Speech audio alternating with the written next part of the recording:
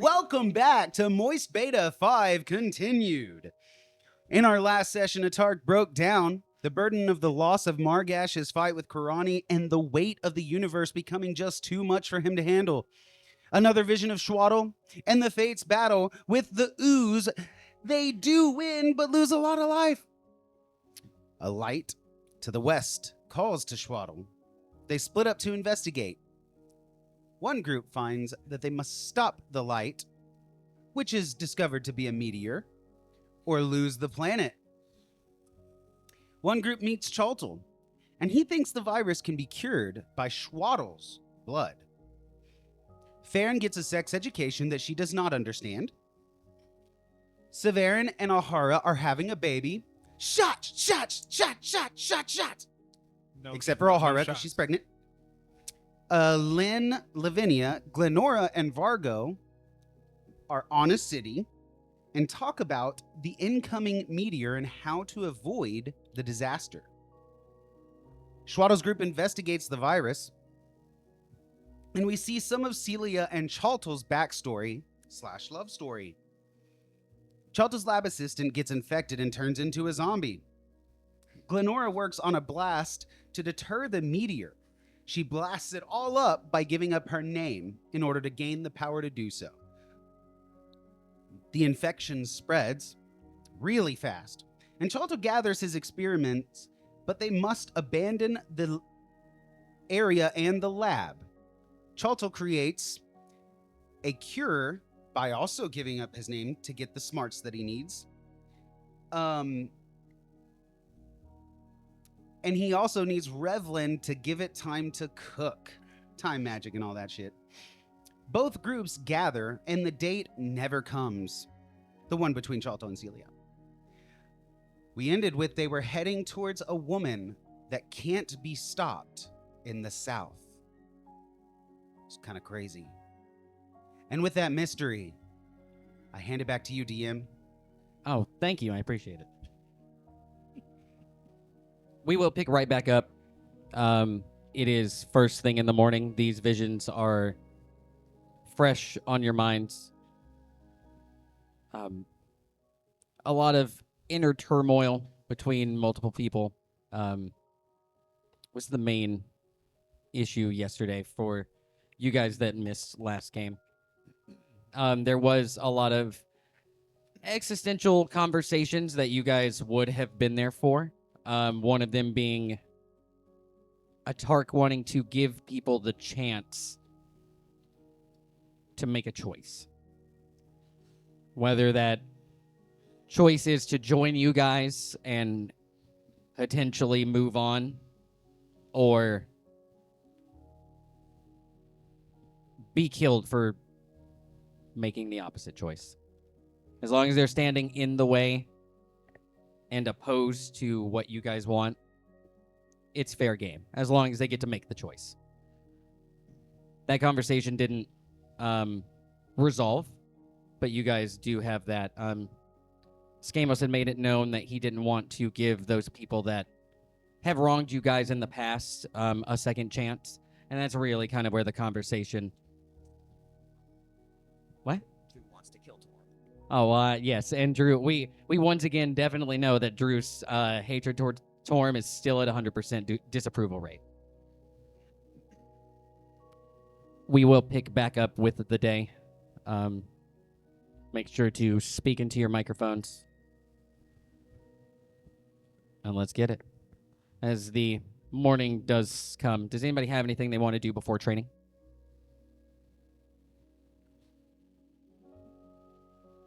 Breakfast. Besides the very obvious things, does anybody have anything they want to do post-training today? Post what? Post-training? Oh.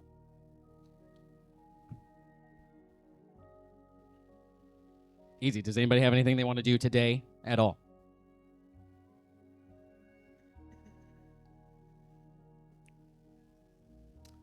I guess just keep an eye on the vision board. Okay. I would like to continue work on the training grounds that I'm making. Okay. After a while, Bray would go and see if Ezekiel needed any help on his training grounds. After all, we are the ones that made the original training grounds. Yeah, that's fine. Absolutely. Atark had no hand in it whatsoever. He wasn't even there. I think he was blown up at the time. It's wild. The vision board itself doesn't seem to have any change in it over the day. Oh, let's go. Does anybody have anything they want to do tomorrow? Breakfast. All right, how long am I skipping? Well, How are Jack's classes going? More and more people show up by the day. It seems like anybody that wants to attend the dojo does kind of try and get all of their work done in between the same time that you're training. So as soon as you're available to make your way there, you have people continuing to try and implement what you've shown them, but also like waiting for the next step, whatever that may be.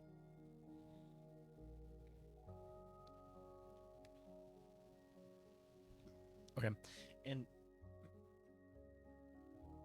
the vision that we had, there was already a day of, hey, you guys all saw the same vision, and it was kind of talked about. Nobody talked about it at all. Oh, okay. So Yeah, like you guys waking up today is like vision fresh. okay.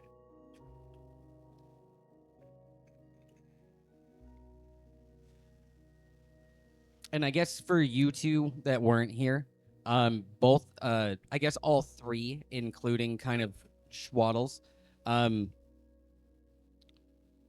they seem like very Cliff Note versions of a vision.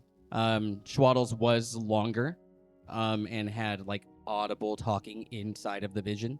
Glenora's was very short. There was very little description besides they kind of went and dealt with the problem.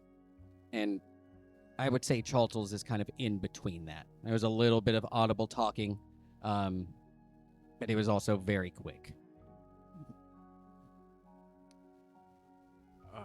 On that note, with all the thing, is like Celia being awkward now about seeing the past? You're not even sure she saw it. That's Okay. what I was been wondering. I didn't Do know. we even know that? Do they know that we're seeing visions? Chaltel did say that he knew you were going to see something. It really would just depend on who you're seeing and if they like wanted to relay that information to you. There was a really long time where you guys didn't have like anything. And it really stopped on Lynn kind of committing the atrocity of like murdering his family. It stopped right before that, and then the most recent vision, it picked right back up on that atrocity. I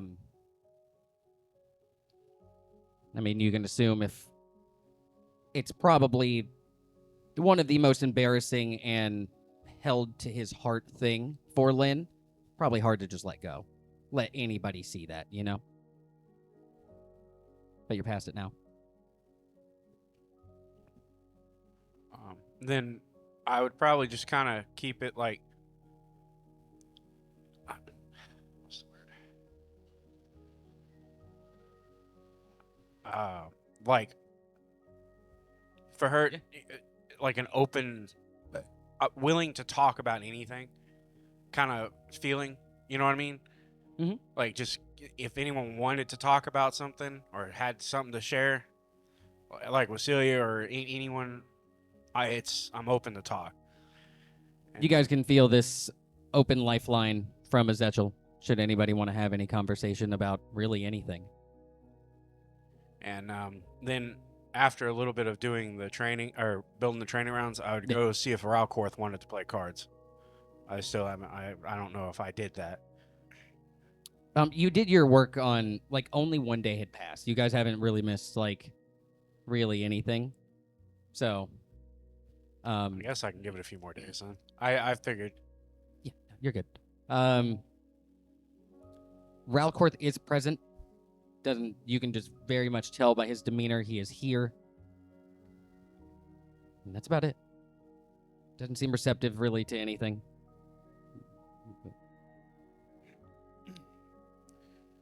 You can very much tell like that he's just in his own zone of dealing with whatever he's dealing with.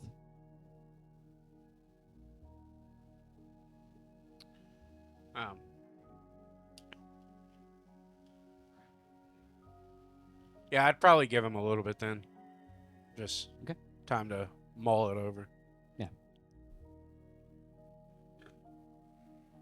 Oh, and I guess for you guys that weren't here last game, due to some of the stuff that happened with like a Targ last game, if you're in the mental link that Amara like provides, you always have his voice in your head, like deliberating, running through like ideas of like the first fate, the vision board. A lot of the stuff that Atark like brings forward are the things that he's like mulling over. It's not like super loud and it's not like forefronted into your mind, but like if there's ever silence and there's like no thought, it's like you can hear it. It's like your breath and slight murmuring. A Tark or Amaru? Amaru. It's Amaru's voice Okay. thinking of like mulling over the things that Atark has said. I was trying to decide if it was a nice white noise or like torture. And it does not stop. Okay. It is constant throughout the entire day.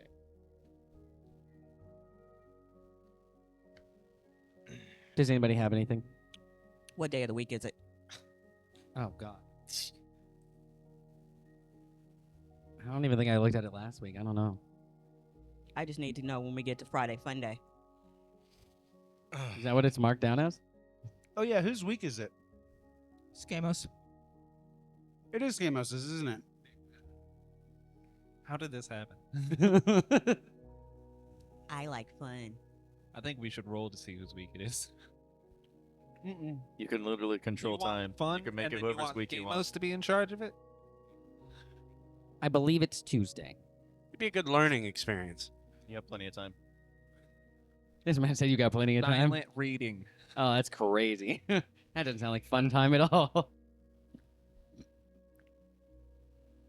Bray, you said you had something?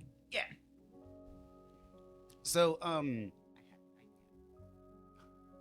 for the foreseeable future, unless something comes up, Bray is going to be working on his armor, working on his axe in the forge next to Clyde. Clyde. He wants to continue building a rapport with him, just kind of helping the guy wherever he can. And his off time is pretty much just hanging out with Zushna, helping Ezekiel if he needs any help. And I mean, he's pretty much, as bad as it sounds, I'm ready for Bray to have like more distance between like stop gaps, if that makes sense. Like Bray's, I think I've taken care of most of what Bray wants to take care of, especially since your son went away, Skamos. That was one of the NPCs that he was talking to, and now he's just gone. Yes, so- Lareth left last game. Oh yeah, let's talk to the NPCs, guys. Build relationships. It's gonna matter. He's going to college. Lareth just leaves. I'm joking. He Oh, went my. to go achieve what him and Margash were supposed to do. He's gonna go do it alone. Great character building, by the way. Thank you. But yeah, Bray is pretty much. I think he's kind of rounded out his like day in day out stuff, and Okay. now it's like he's chilling. Easy. Does anybody else have anything they want to do for the day? I think between like looking at the vision board, Amara will just be doing a whole bunch of trying to build the guild. Yeah, you do know with how much work you guys put into it. Like yesterday, you have like you're pretty close. Okay. Especially with you guys like not fucking around yesterday. There's not much longer left. Yeah, just keep that going.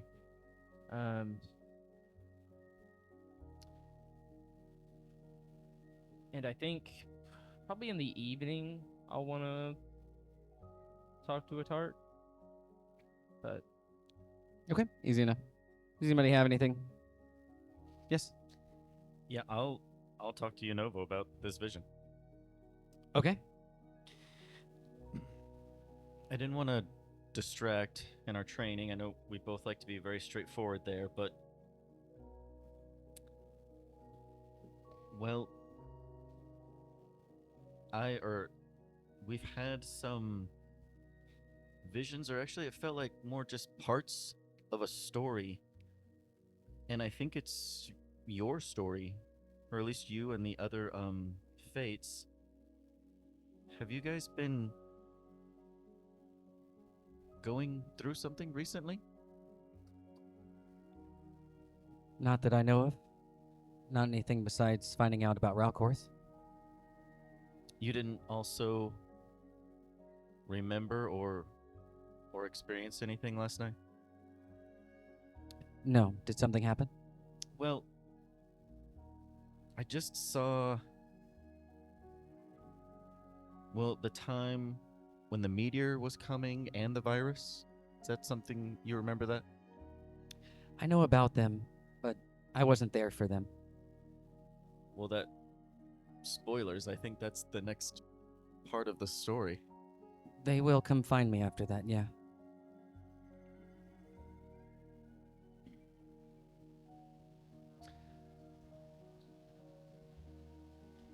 If you are seeing them, I do hope you get to see the best part.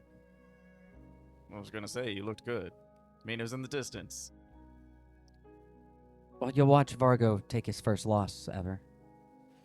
I'm sorry. You'll watch Longel take his first loss ever.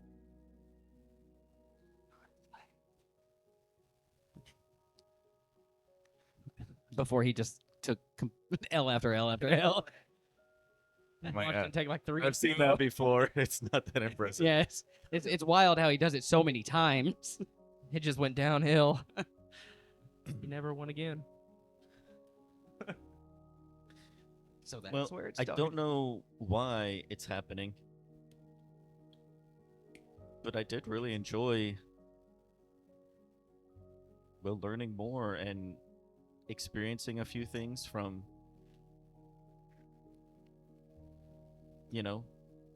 from your point of view. But yeah, it all just felt like a cliffhanger to me.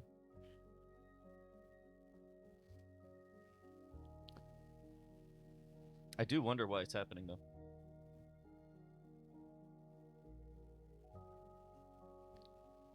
Without thinking about it too much, I would chalk it up to our bond. I was sure it had something to do with that. I just didn't know if something directly was happening. No, I am questioning why you're able to see it and it's not something I'm seeing. But I also think it's good that you know.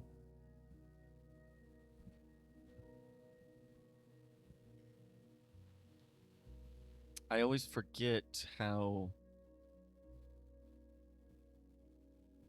dramatic and influential the sacrificing of names is. It's kind of a foreign thing for me. But that seemed to be honestly, the turning point in what I saw last night. I would believe so.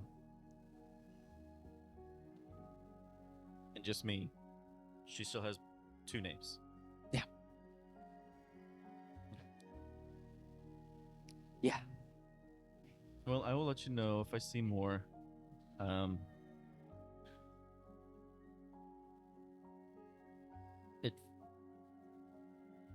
I'm positive that I wasn't the only one seeing it. I know we're connected in so many different ways. Us, this group, that group. It's hard to tell who's sharing whose thoughts all the time now.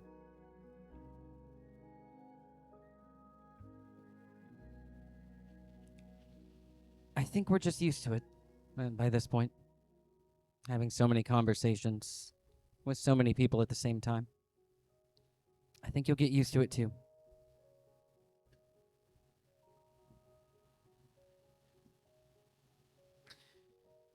I spent a lot of time without voices, without anyone around, at least not for any duration of time. And then I went from that near peaceful silence to almost constant, not just talking, but loud and intrusive and rude. But it has become a new norm to have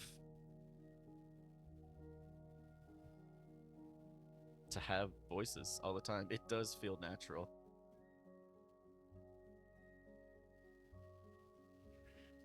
No, it's still a little weird, but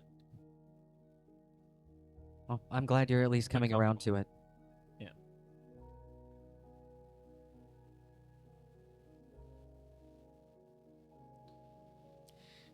Is there anyone's voice who you hear more than others? Chaltel.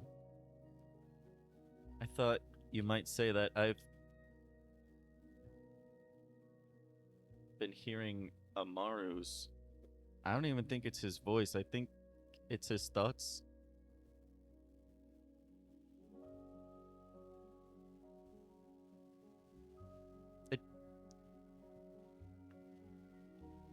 Why are you unsure?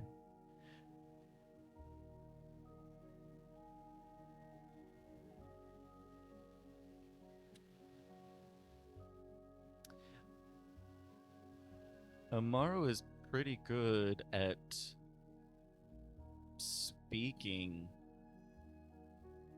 calmly and having made a decision. It is a little unnerving to see or hear behind the scenes how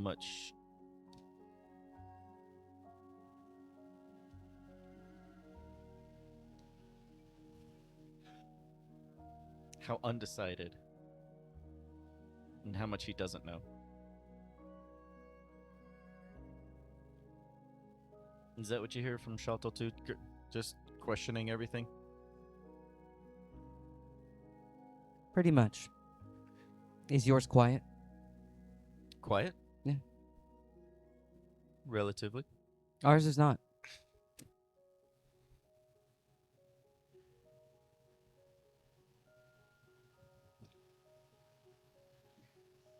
It is just Chaltel trying to figure out the next thing. All the time.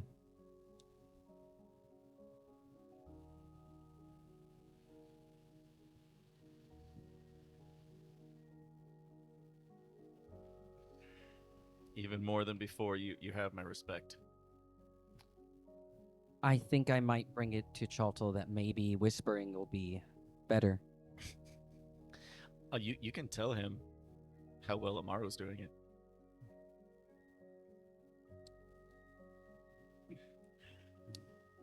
I'm already thinking of the rebuttals.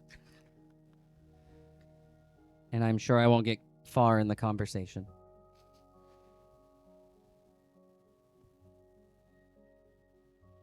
If you've lived with it for this long.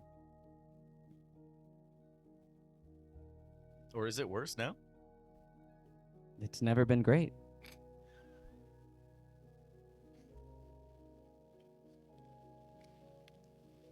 I do adore Chaltel. He's Chaltel. Perfect. He is somebody who is willing to go out of his way to fix a problem that you couldn't fix yourself.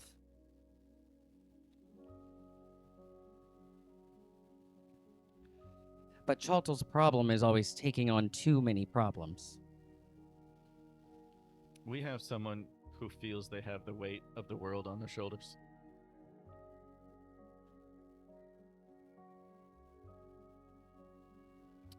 I think we have someone too.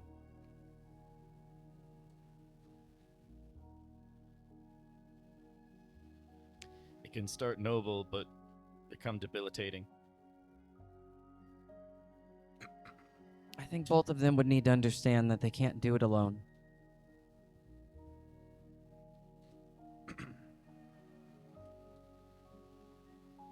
Especially when you don't have to.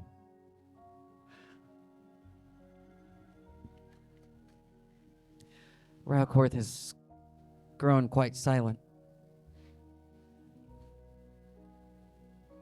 Making attempts to conversate with him, but it is hard.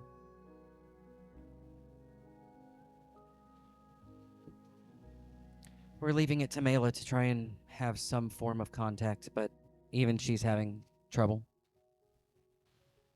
Well, it's just been a day since all of this was brought up, resurfaced for him.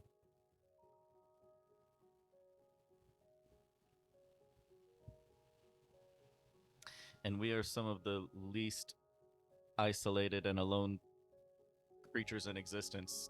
Wait.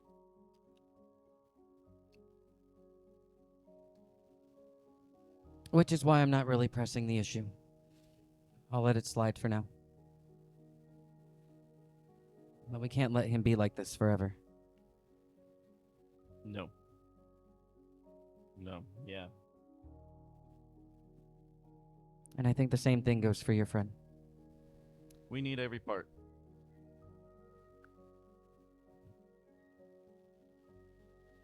Thank you for telling me that, by the way. That you're having these visions. Oh, absolutely. It seemed almost like we were getting different point of views, right? And I wanted to make sure that I got yours. I didn't know, but it seems you guys are not totally in control of that, or even in control of it at all. If I don't get the follow-up story soon, I'm gonna start pestering you with questions.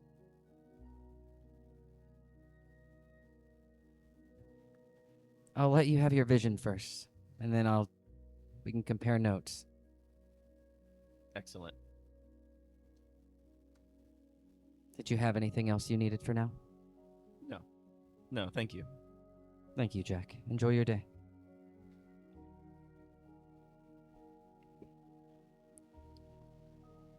Does anybody else have anything before evening time comes around? Amar, you said you had something for evening?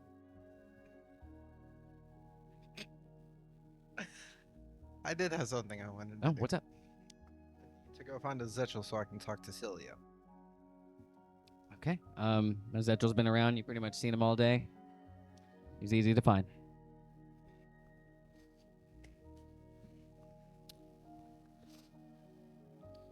What?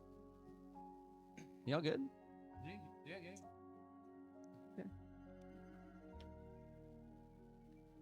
Is Celia with you? Hey, Celia, I think Atark has something to talk to you about. If you have a moment. You can see her form as it does appear. Sorry if I'm interrupting anything. No, you're fine. This might be kind of awkward. Mm-hmm.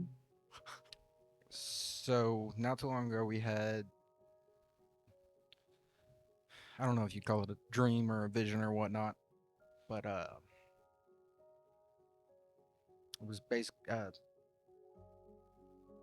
anyway, sorry. It was you and Longell on a battlefield, Okay. and I assume it was the moment that you got your powers, from what I gathered from the vision. Okay. And from what we have seen, I don't know if y'all knew about this or not, and that's why I said it might be awkward, but I just wanted to see if you would be willing, if it's not too much trouble to maybe fill me in a little bit more on what happened? Because it just feels like there was gaps, that, you know, pieces missing. Okay, what felt like it was missing? So it's been a while since we've had that vision, and Celia's backstory is the longest and most in-depth backstory you have gotten to date. okay, I just wanted to It make sure. goes in depth of like people she's fighting. It even goes in depth of like small battle scenes here and there. Okay, yeah, I just wanted to make sure that hers wasn't one of the ones that, you know, there is something missing for me, but like that's for my character. But Yeah, like, she explains all of it. I mean, it even has her like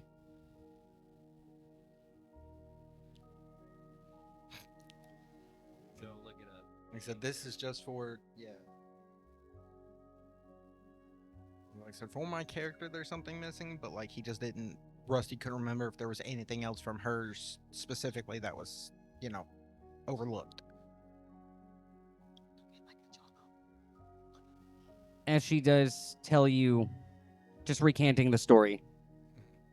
The biggest thing that sticks out to you is her holding this blade as Longel is screaming to her, as she herself does whisper, "I accept through sacrifice pride."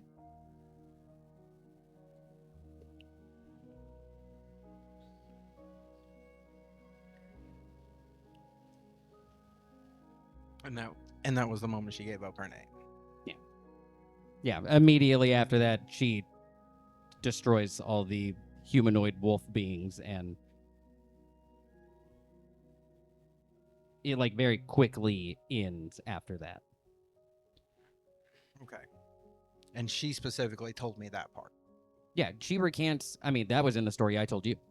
Well, yeah. I just wanted to make. I just didn't know if that was something that she kept out that we already knew, or if she just straight up was like, this was there Yeah. as well. I mean, she recants to you the story the same way that you guys had seen it. Okay. All right. Well, after hearing it from your side, I guess there's only one thing that's missing for me. And again, it's might be an awkward question, but Speak up. this might be an awkward question, but I know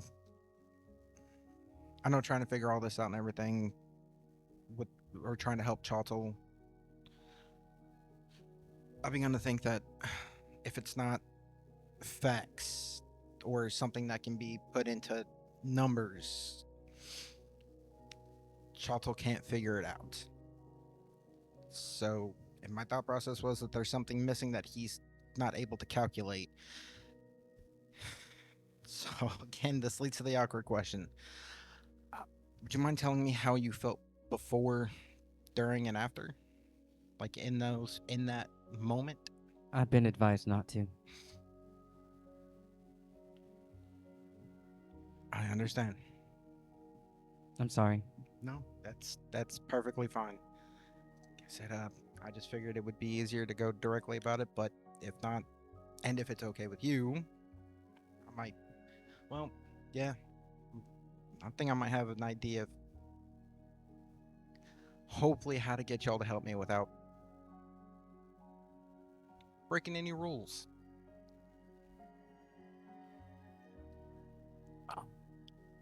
I'll help you as long as it's within the rules. Without breaking any rules. Yes, ma'am. Okay. Well, like I said, I apologize if You're fine. I'm just sorry I couldn't be of more help. you are more help than you think you are. Oh, good. I'm glad.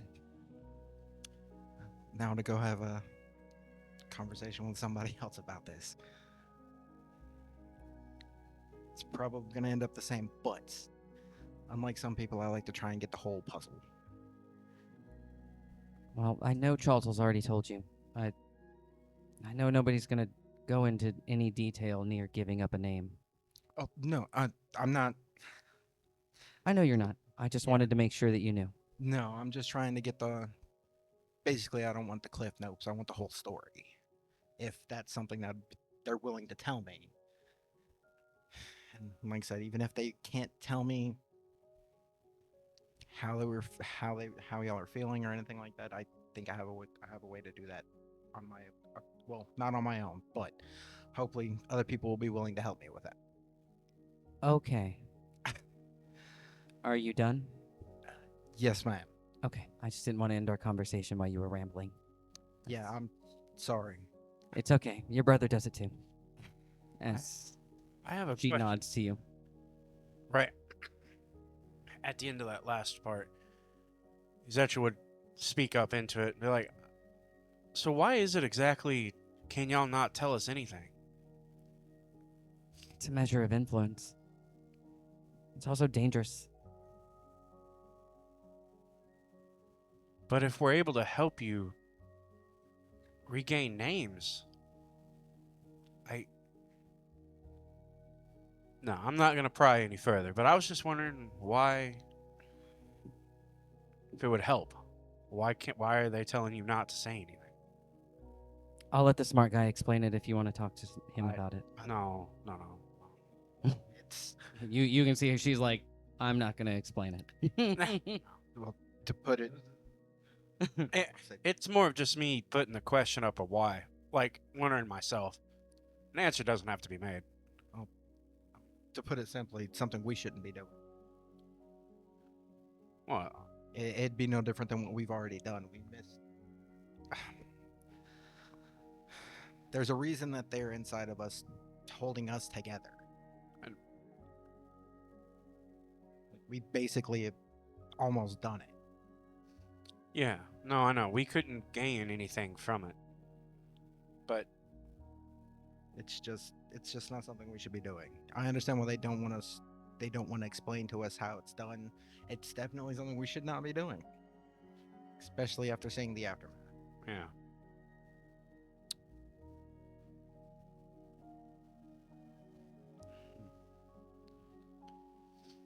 So there you go. Anyway, sorry for interrupting y'all's time. I'm not gonna go interrupt somebody else's. That's a big hell yeah, brother. Atark, where are you heading next? Drusilla. As you are able to find Drusilla. Make sure we speak up in these conversations. What? Howdy, Drusilla. What's up? Might Guy. I bother Glenora for a minute?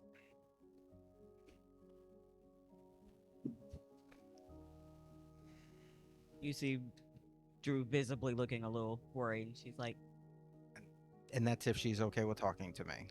Lenora, are you available right now? For what? Atark would like to speak to you. You can see her form as it does appear. Her face is blank. You can tell, already waiting and wondering why you're not talking. Sorry to interrupt your time. We had a vision or dream or something. Anyway, I believe it was a story of, well, you. And it was meteor in the city. It felt like there was something missing. I was just wondering if you would be willing to elaborate on the story. In what capacity? Did you see the vision from start to finish? Before we saw them get to the city, we saw her talking to people happy, and then she wasn't happy when she blew up the meteor. Right? Okay. Well, then that's what I'm gonna say. That's what I saw. And it seems the vision has shown you all you need to see. A problem arose, and then it was dealt with. I understand. I apologize for taking up your time. Me too. You can see her form as it just dissipates and disappears. Welcome to my world. It's how it is in training too. I expected it. It's kind of scary. I don't think she's scary at all. You say so. She's I don't think she is. I think she's kind of like Chottle.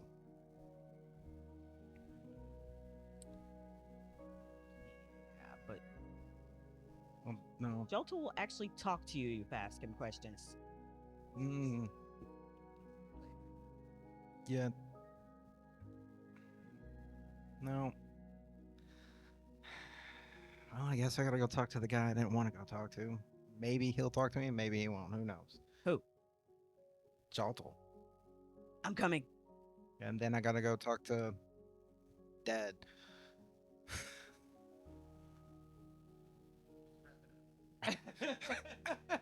Which one? Revlin or the Traveler? Revlin. Okay. They're the same guy. Pretty much. Look, But anyway. making your way to Amaru? Yeah. You want me to bloop us? Right now I feel like walking. No. I'll float next to you. You can do whatever you feel like doing. I really don't like touching the ground. Yes. You looking at this vision board just in this time. You just NPC looking. You can see Atark and Drusilla as they make their way up to you.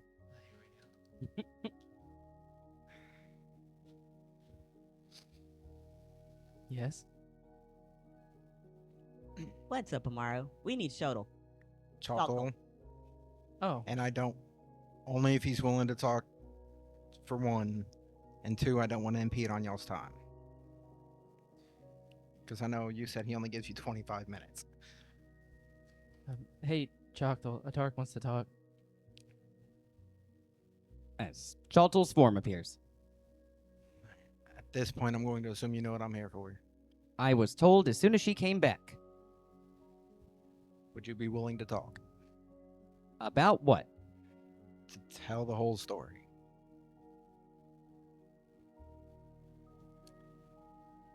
I was not smart enough to figure out a cure. And then I was.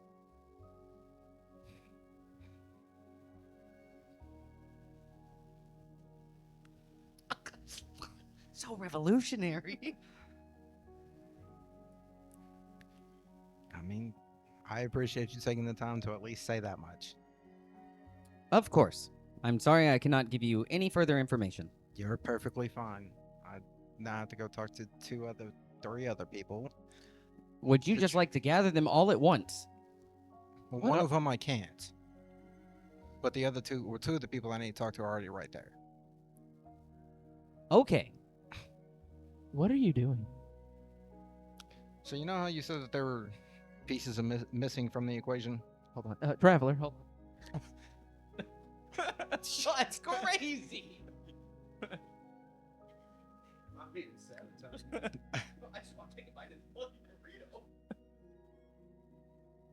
I'm sorry, say that again?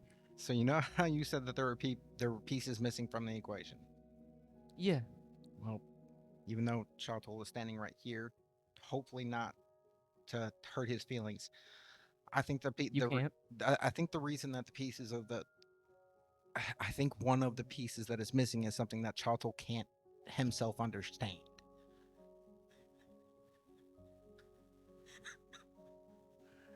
Okay. So elaborate. Like an emotion? Well, I mean, think about it. The visions that we saw, they were happy. Like Chartel, for example, his personality was like a complete 180. Yeah, but they have. The only thing I have against that is they have people who do understand emotion that can just. They do, but that they obviously gave up.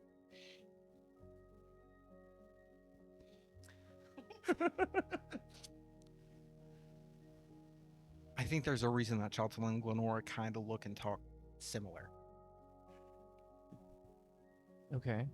Just from my understanding in the vision, that was happening at almost the exact same time. And Glenora like, Chartel, short, sweet, get it done. Finish it. Mm-hmm. I think it has something to do with how, like, emotions or how they were feeling at that time. Okay, so you think. So what you're telling me is you think that the missing piece is emotion. At least one of them.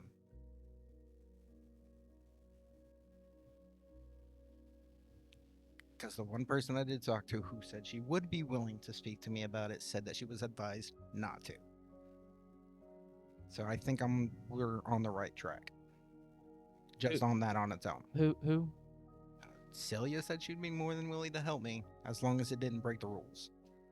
Okay. So I'm assuming that my question broke the rule. What was your question again? How she felt before, during, and after?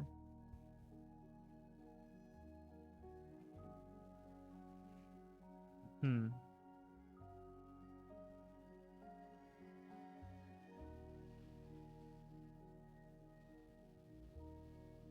And I didn't bother wasting my time asking Glenora or Chottle, because if one of them is going to tell me that they've been advised not to, it's the same for all of them.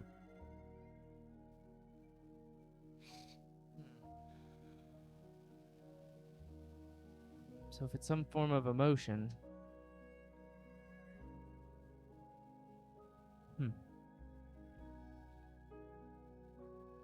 What did. When Celia gained pride, what did she lose? That is the question. That's why she was the first one I went to, because I don't see much difference in her personality before and after.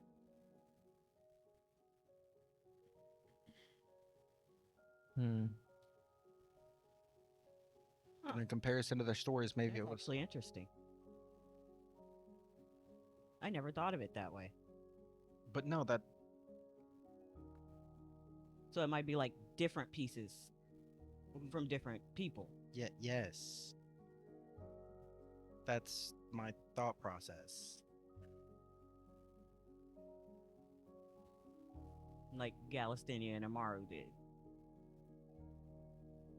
I mean, yeah. Honestly, after talking to the elementals, I don't think that their situations are too far off from one another. I'm starting to think that them giving up their name is more closer to a wish than anything else.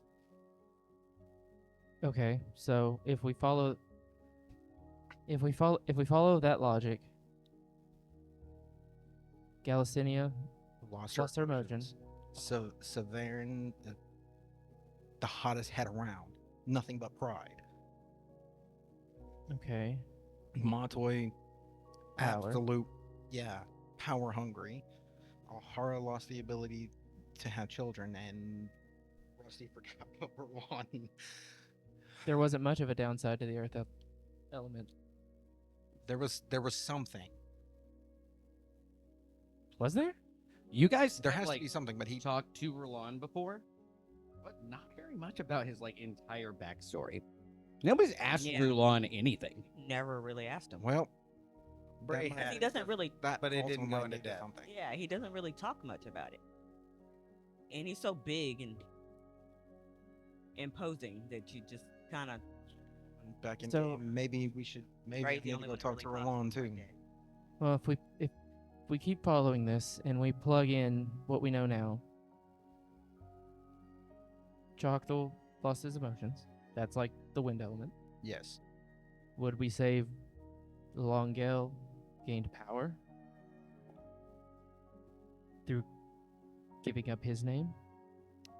That I mean, it was definitely more than what he had, and we haven't really seen the aftermath from that. So I honestly couldn't tell you what he lost for that. Because in that short time, it was no different than Celia.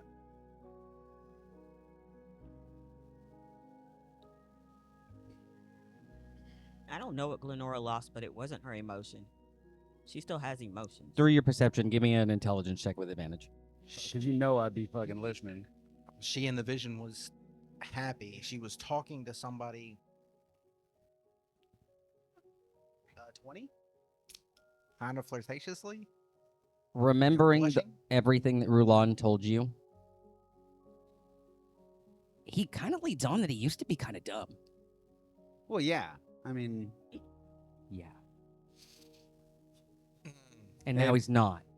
He became the tactician. He became their tactician.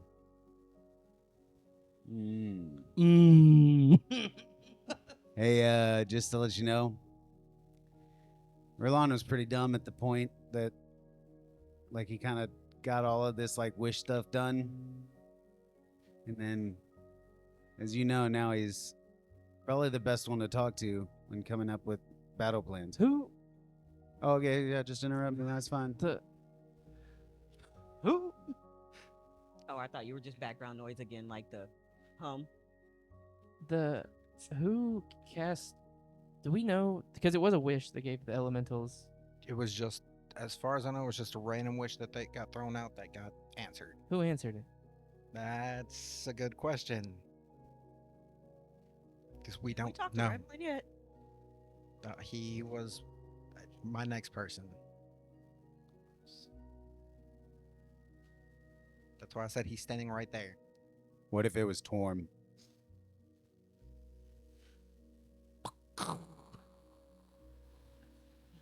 I doubt. Guy's trying to Oceans you. Word in my Ocean's head, 11 your just ass. the wind starts blowing. Yeah. Sorry. I'll calm it down. No, he was my next person because in every single one of these stories, or every single one of these visions, seems like Reblin's like right in the middle of it. Mm-hmm. And I understand, like, he's the leader and whatnot, but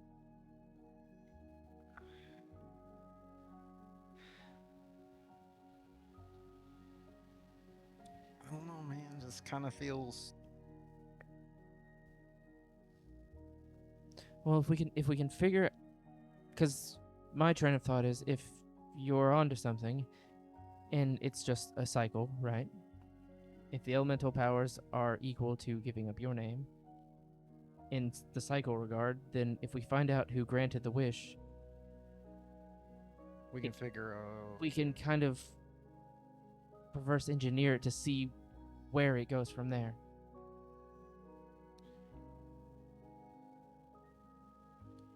I have one small question, and y'all might have lost over it, but I've been dealing with Clyde and, you know, other stuff, but I was under the impression that whenever the elementals gain their powers, there wasn't much of a payment, much of a downside. And whenever you give up your name, it would appear that it is. Yeah, it takes something from you, just like them receiving they gave up something to obtain something. Like Galicinia lost her emotions to gain the element of wind. Oh, And Alhara yeah, gave that's up her right. one wish. I think it just Rulon's so perfect that it's like, Well, excuse me. what did he give well, up? I guess I worded that right. Her one wish. Her one dream, I guess, is another way to put it. Because if everything is a cycle, then if we just take all of the abilities, if we just take things that people have given up to gain power, we'll find the answer sooner or later. If everything's a cycle. I mean, so far everything's been a cycle, so why would this be any different?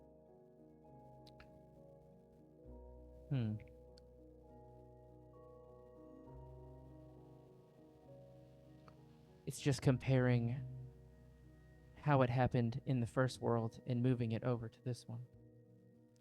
Basically, Matoi, if I remember right, Matoi's, he was in a dire strait, right? Like, he was about to die.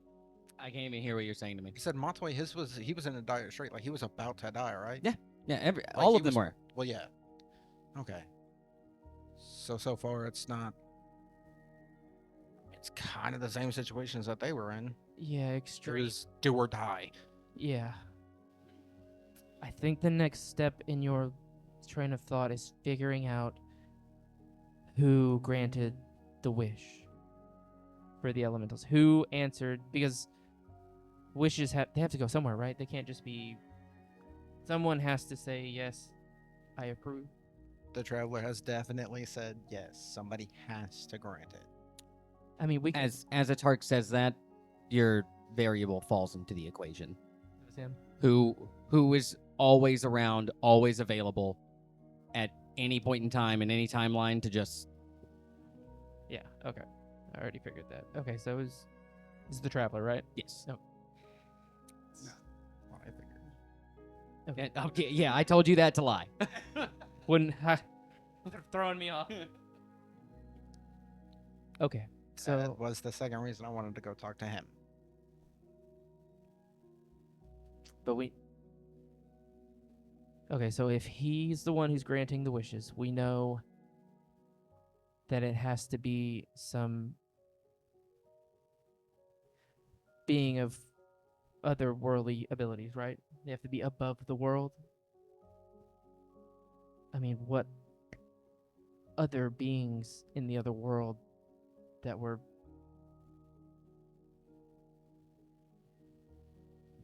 above everyone? Only two people I can think of.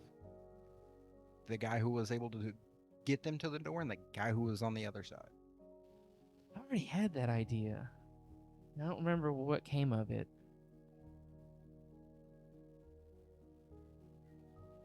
I don't know. I mean, because that's where my head goes to. It has to. If we're comparing both timelines to each other and following this train of thought, then is someone farting? Some kid. Dad, no.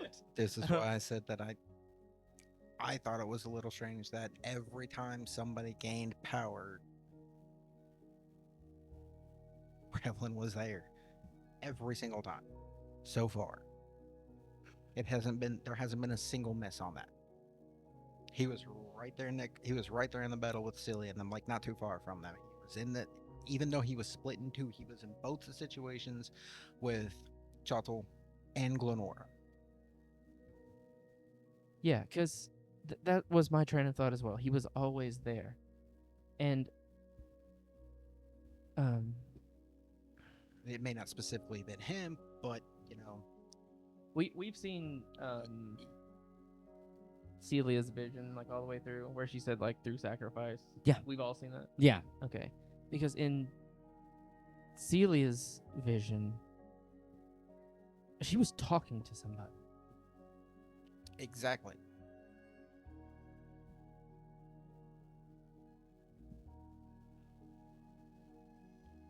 Did the elementals ever say they talked to anybody? I don't know. Just threw, as far as I remember, they just threw out a wish.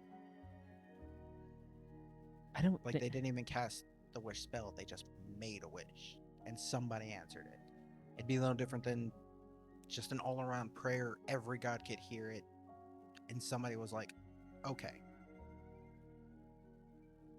Well, now we know the traveler's probably the guy who said "okay," but Okay, so what's the question you want to ask Revlin?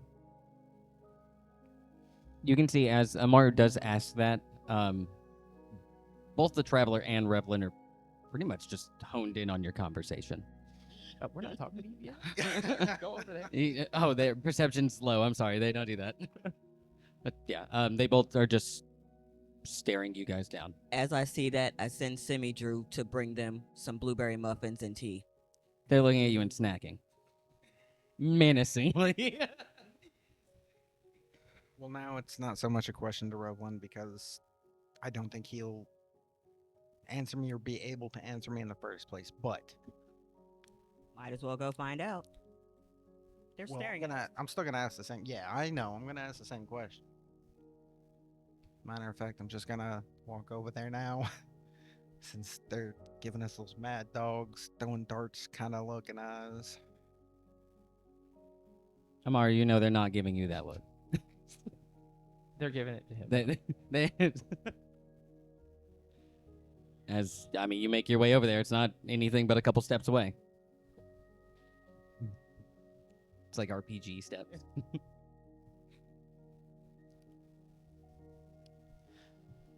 Apologies for talking about y'all like y'all weren't even here. For one. Second question. This one's for the traveler. Are you the one who granted the elemental's wish? Did you ask your question guy? Do I? Did you ask your question guy? That's. What did he say?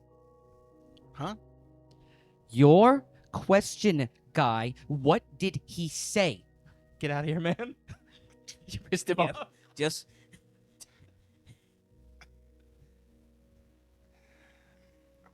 I just wanted verification. Verification of what?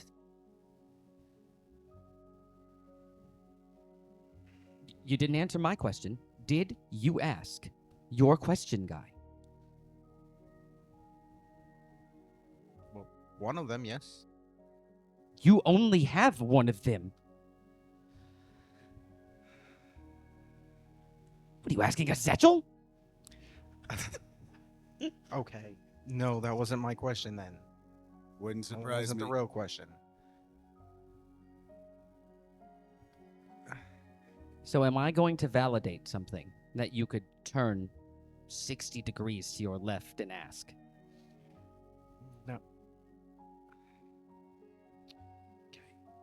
So that wasn't.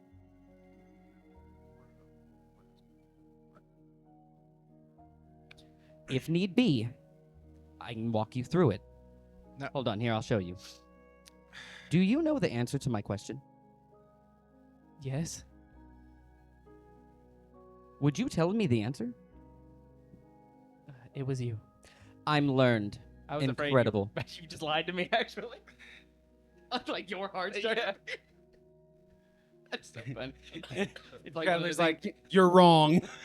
I'm looking at you like, Andrew is standing here as still as she has ever stood. My apologies. I was just leading into the next question. No, you don't need a segue into the second question. You could have just led with the second question because you already knew the answer. Apologies for trying not to be rude. How much wood could a woodchuck wood if a woodchuck could chuck wood? You win. Campaign's over. You found out the first fate was actually woodchucks. Knew it. What did he take in exchange for the wish? Is that the way I should word that? oh, wait, what?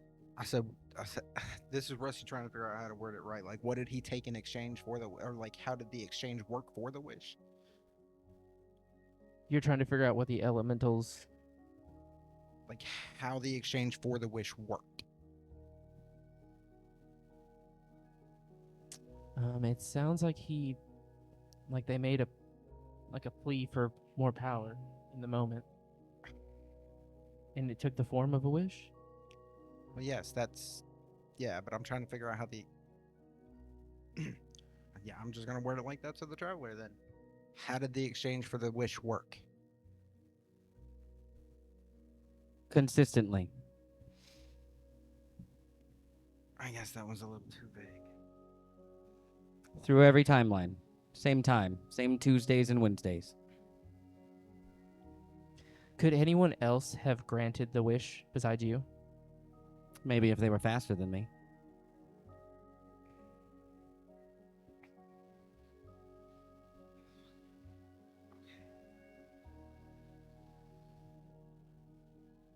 Or I guess maybe if they could hear it in the first place.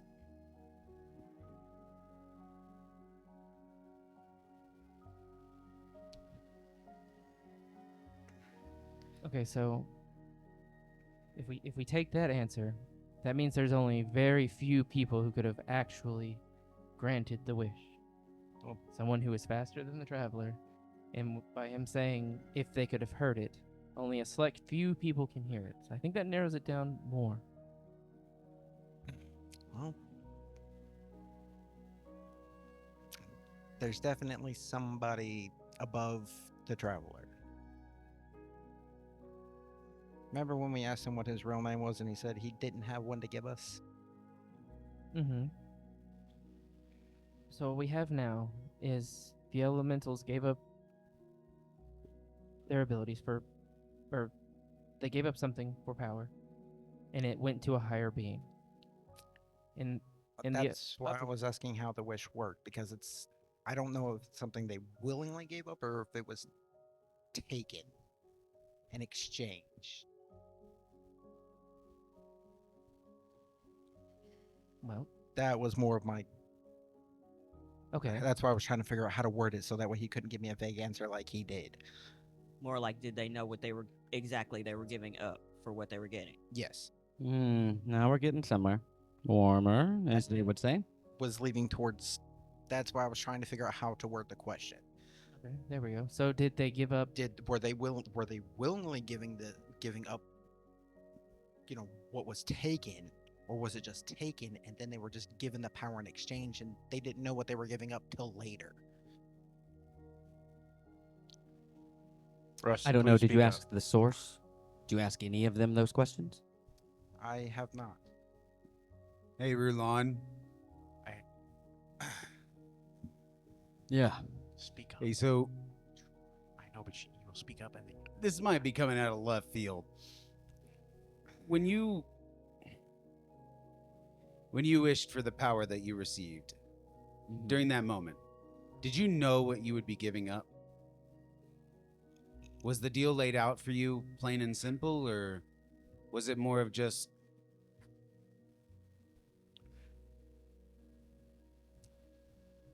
Well, I find it more of gaining on my end. But to answer your question, no.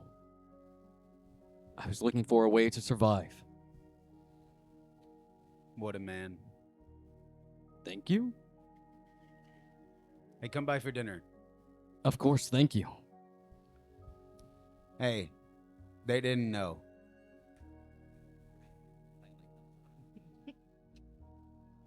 All right, that was one scenario, but let's just go off of Rulon then, since that's the one that was asked. You're welcome. I mean, damn. I guess I should have not asked then. Thanks. Well, So anyways, just based off of Rulon, he didn't know what he was giving up. Or he obviously doesn't know if he gave up anything. So something tells me he still doesn't know what the repercussions were for his wish. Or if he even lost anything for that matter. Which is kind of like the same scenario with Celia, because she doesn't act any different than she did before. Like personality wise, from what we saw from the vision. So If you're comparing the two, neither of them got worse. They just got better. that's what my thought process was, because like I said, like going off of what we've seen from Shottle and Glonor, there was a massive change in personality. Mhm. But Celia, there was nothing. She just gave up a name and all of a sudden got 20 times better than she was before. Mhm. Which is basically what Rulon is saying. Like, just like Longale too. There were two of them that just got better. well, again, we haven't seen the aftermath of Longale giving up his name. Because he, just like Chottle and Glenora, already had power to begin with. You do know what Vargo gave up. He's only connected to his family by a singular name.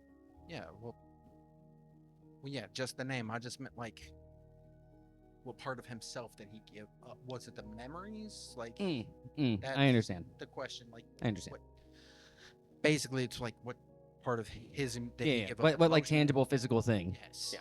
During this time, Bray's going to take the time to just be like, hey, all of you elementals, can I ask you guys a quick question really quick, and ask them the same thing that Rulon did? They all tell you it's for survival. There's not a single one of them that cared what happened next, because like what happened next, they were just gonna die. I relay that to you guys. Well, I wouldn't have to, because you guys... Yeah. share a Azazel? Has Celia been asked if she give up anything else besides that name? I can't remember. That's I can ask that. I would say that.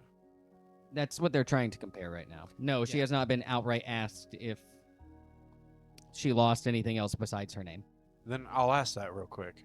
If Celia, if it's not too personal, did you lose anything other than the name? Or do you know what you gave up other than the name?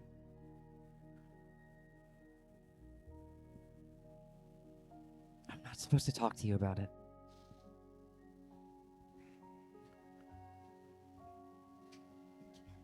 So,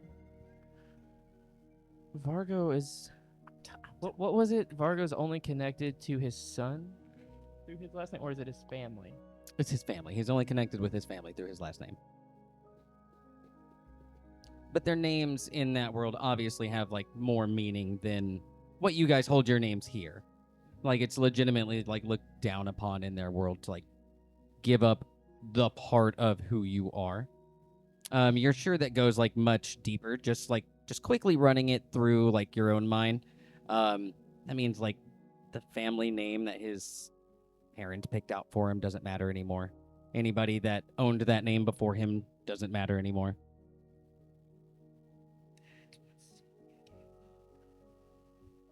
That is what Celia gave up. That's what Celia gave up. That was her sacrifice. She sacrificed her connection to her bloodline. You guys just know that. But she's not going to answer that question for you. You guys have figured that out like a long time ago. Why'd you let me look stupid? I can't not tell you that I'm not going to not tell you. Or else this game would be a lot of, no, Matt, don't ask me anything. Jason, just stop. Smells good. It smells good. Ricky? Or not Ricky, I'm sorry.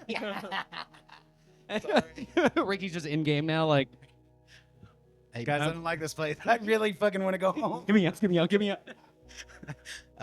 Bray, are you still by Roland? I never was by Rulon.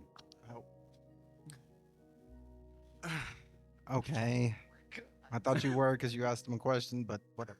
Do you think I just like appeared next to all of the elementals to ask them all the same question at the same time? No, I got shit to do.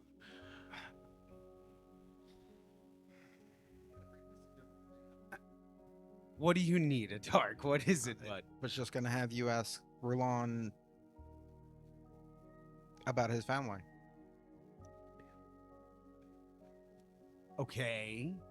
Go on. You do know this story. You have been told that it's pretty easy to remember. Because Roland's just an orphan. He's just picked up by a mining town. Was literally dropped off one day. All he knows is mining. He was pretty much an extra free pair of hands as soon as he could hold an axe. Or a pickaxe, I'm sorry. Well, I mean, his dad, his uncle, his aunt, his brother, his sons, they all were part of the mining group. Due to the perception, you know exactly what I told Bray. Like, I mean, they weren't his blood relatives, but like somebody had to make sure he ate. From my point of view, that's another connection right there. Yeah. Roland may not he himself made the sacrifice, but somebody made it for him.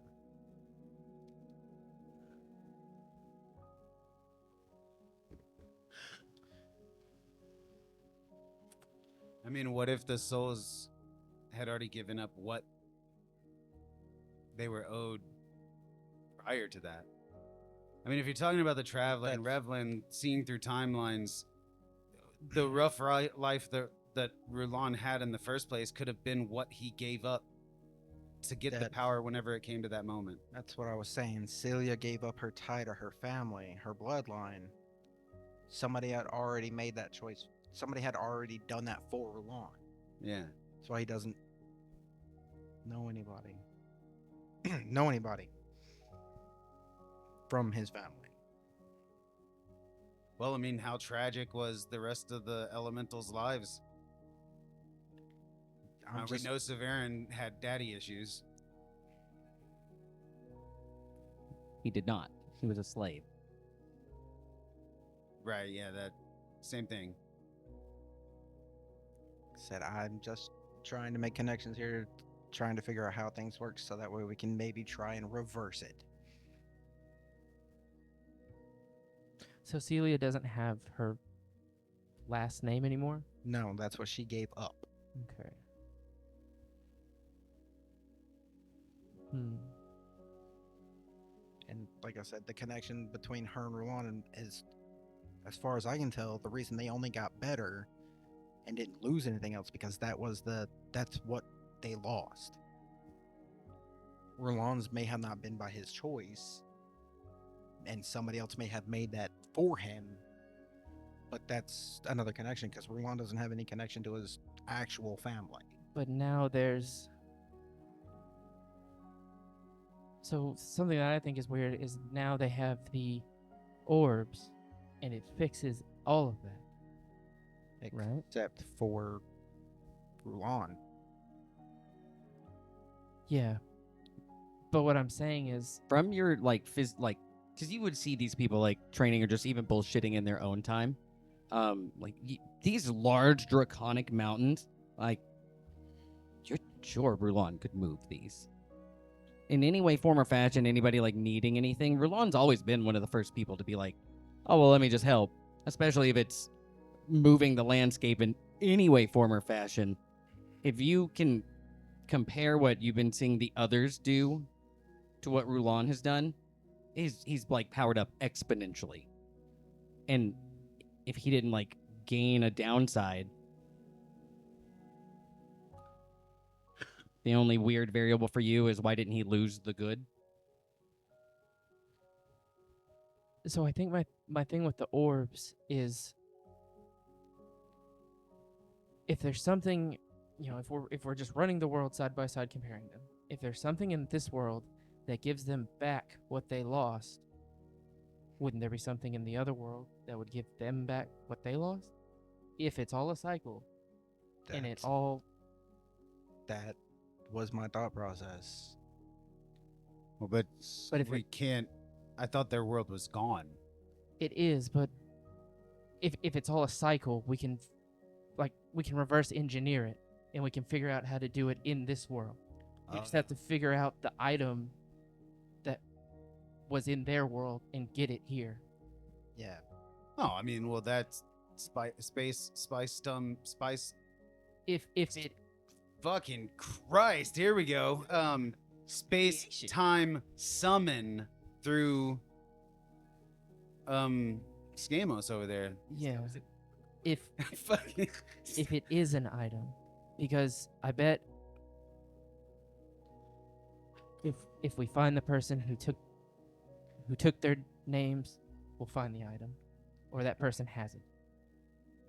I would have to say though, also, when it comes to Celia, I would assume it's probably like a family crest.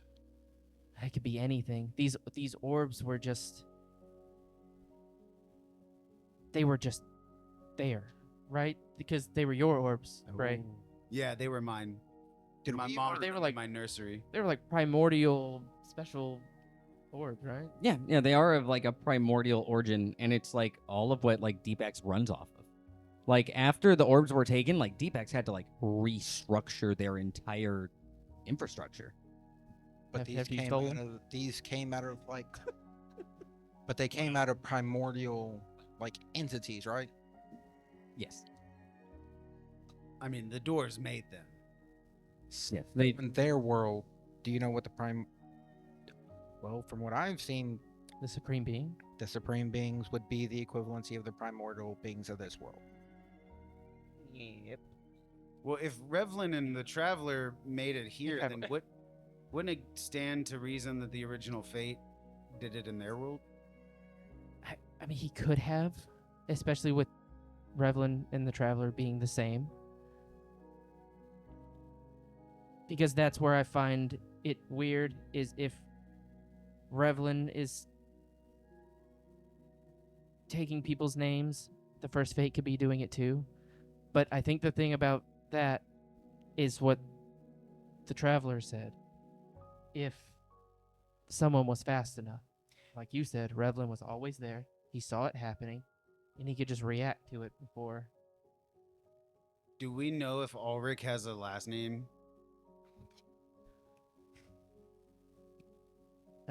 Ulrich is not known to like have a family name. Yeah. because I would have had it written down somewhere. Hold on, I think Bray's onto something here. I think currently it's Moonbow. Oh, Damn, he got one. well. Okay, you're right about that one, but Wait, Atark, what's your last name? I don't have one. What? It's the branded steel. That's a title. It's the last name. Our titles and their I'm not in Yes, this right. Yeah, the half In orc our- anime is like, that's how it works. Yes, in our society, our titles are technically a last name, but for him, it would not be a last name. I was just wondering for Margash, because then if does Ulrich adopt that name, or would Margash take the name of Ulrich? What? What? Because like he's his dad now. Ulrich? Yeah. Torm, right? Oh shit, that's who I was trying. Oh damn, dude, my brain is not working today. I'm so sorry. So my question earlier was does Torm have a last name? Does Torm have a last name? Not does Ulrich have a last name? We got a freebie information off of that one. Like, I might be having a stroke. Who knows? The so Torm, like the deity Torm, does not have a last name. You know he did he was immortal with a full name before he ascended. It's also Moonbow. It's Torm Moonbow. I'm not, because like whenever you said it too, you were like Moonbow. I like looked across the table like, okay, that was a weird joke, but okay. Okay, In so my head, I was still thinking Torm. what was the last thing we said? Run it back. I was asking that for a reason though, like because if Torm had given up his name in the past, I mean, one of the things that I've been wondering for the longest time is how Torm grew to the strength that he did. I mean, we know that he's been siphoning the gods and stuff like that, but how did he like initially take those steps? He's an historian. Well, I know that, Pinch poke. but what I'm Yeah, trying we're to awesome. say is that like there have been historians all over the place that do nothing. Well, I mean, it's like the one that you guys stole the soul for, like. She had a little cult. But like, I mean, my point is that what if Torm somehow gave his name up in the form that the elementals did, but he was the first historian to do it. So then whenever Torm did that, well, I mean, fuck, Revlin's here. Like, did you make a deal with Torm? No. Okay, then I'm fucking stupid. yeah, because I think it just Did the chalks up to- Traveler make a deal with Torm? If we all remember that we kept Torm out of the loop. Was awakened like 5 months ago. We were all there for that. I don't think it can be Torm just because he's an historian. He was just an historian who had influence and just rose above everything. I mean, I think that's what that just chalks that up to. Yeah, he was just doing it without realizing he was doing it. I don't think he's in the equation. It has to be someone of otherworldly power. Torm at that point wasn't otherworldly. He was powerful, yes, but he wasn't above the world. He was still a god in this world. No, I meant that Torm gave his name up to somebody else, or made a deal to become that powerfulness. I don't think so. No, he did it just like we did. I mean, we've made deals before. Y'all haven't made, No, I meant I've made deals. I meant like he became a god by completing tasks that the world saw to recognize him as a god.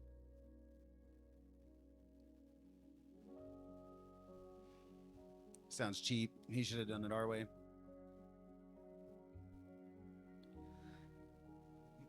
I still think I'm stuck on the orbs. Then there has to be something, because that's what's not fitting in.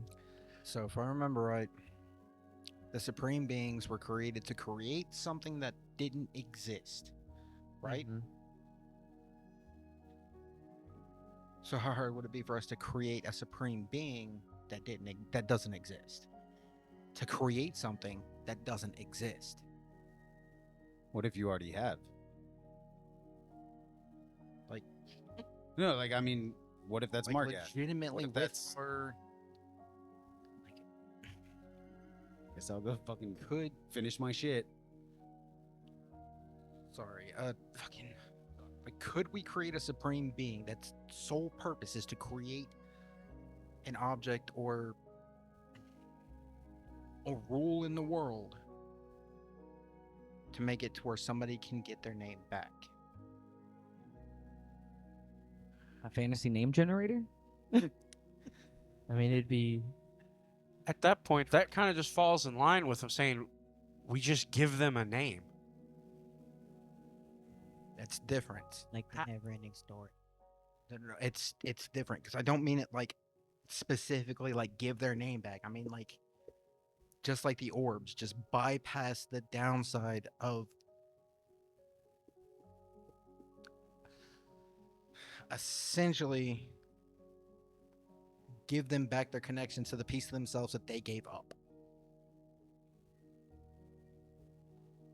But to do that, you would have to give, like, their name back.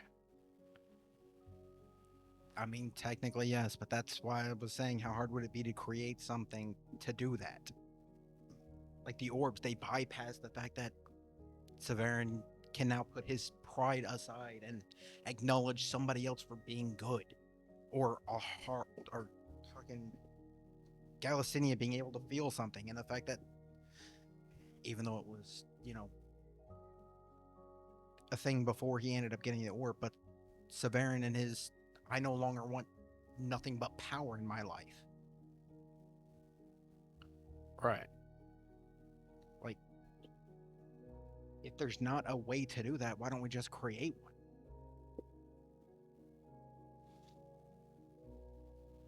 Okay. Like, right? Well, creation is Farron's domain. I know. I get I get what you're saying. Or even if it does already exist, like Could we not just wish it? I might get shot here, but hear me out. Could we not just... it has to be above the world. A wish, I don't think a wish is strong enough. Because I think whatever the equivalent to these orbs is, if there is one, I think it's already here. If you're taking and giving names, you have that. That's not something you just let go. There's no way. well, that's what I was saying. Like, if it already exists, we have to find it, right? And if not, then create it.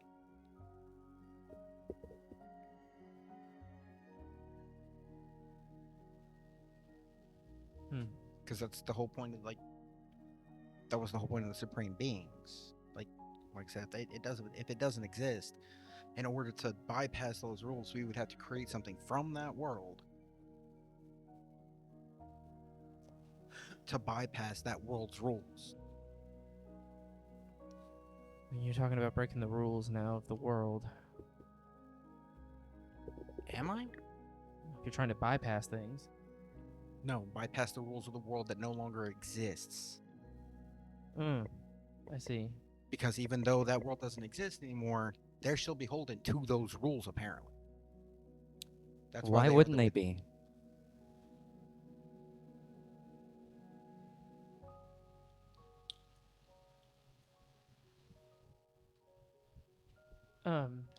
To that question.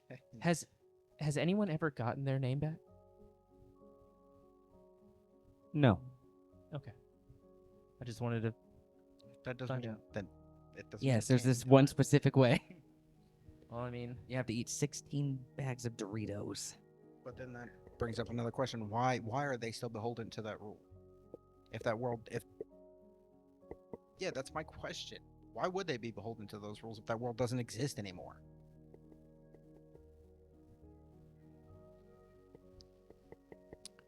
It if still the book still exists. exists? I would assume.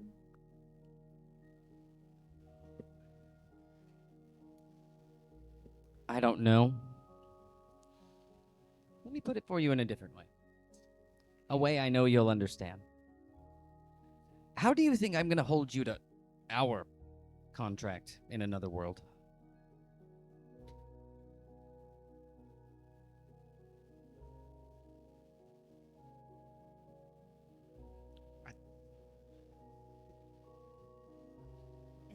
I assume it's because you hold the contract. Not the world, but you. Okay. All right. Kind of Luke-ish.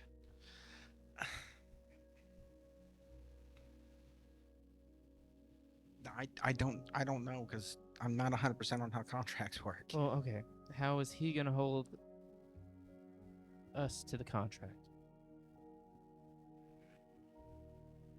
Because it's not because he has the contract, because he made the rules? No. Because the world holds the rules. By our contract, I'll make my way with you. Yes? And then when you choose to let me go on my merry way, then our contract is complete. We're done. You've held up your end, and I'll still need to hold up mine by not going and influencing anything.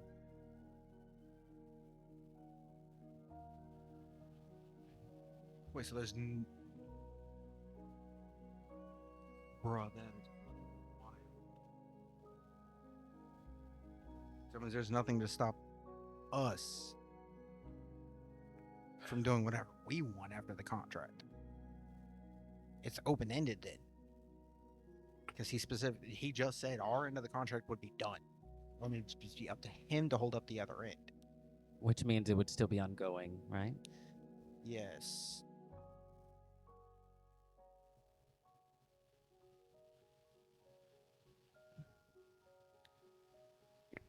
Look at you now. You hold power that didn't exist in this world before.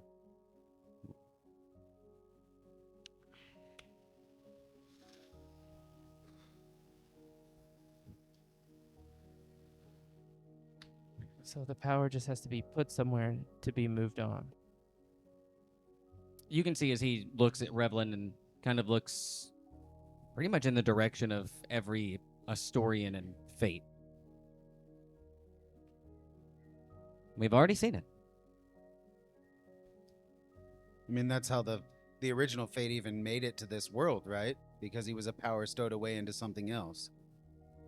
Bray, you're amazing me every day. All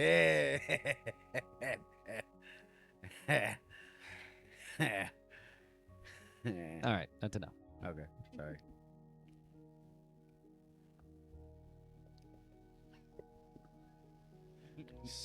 So now that leads to the question: that leads back to the question as to who's holding that piece? But someone has to have it, though, right? If what the traveler just said, which I'm going to assume is 100% right because he actually has not lied to me in a while. I just love how they added so many things. Somebody holds that piece, which means that they're holding up their end of the bargain by giving these people their ability to do what they're doing, Isn't it? and holding on to what they gave up. So now it leads back to who has it, and that can only be two people that I can think of from their world. Didn't they just say? Wasn't the conclusion that the traveler made those deals with them? He made the deals with With the elementals. With the elementals. Yeah, yeah. with now the He's talking about fates now. Oh, not the fate. were- I thought we yeah, had. dude. Okay. Yeah. All right. Yeah. I was about to be like, the traveler holds it. Did Yet we just ask? We just asked Rebel? That was what I was going to ask him because I'm so sorry. again, he's been there for every single situation. Every single one. He was even there when Longale gave up his name. He was right there. I think that's the next question. Because again, like that's always been a thought in my mind is if it is those two, why in the hell would the first fate give Longale the option? Like, I understand he was telling him the whole time, you can give up your name, you can give up your name and all, but in that specific situation, why would he allow Longale to give up something that would change the tide of the battle? Because I'm telling you right now, if it wasn't for that, we wouldn't be here right now. Yes. Like that changed the balance. And why would him being the ultimate super smart, well, I mean, he is kind of insane, And I think the first fate, but still, well, I don't think he's insane enough to give the enemy the ability to shut him down at that very moment okay. when So when he had the win right in his hand. I think the next question is asking Revlin if he has that piece. Or at least the key to it. Yeah.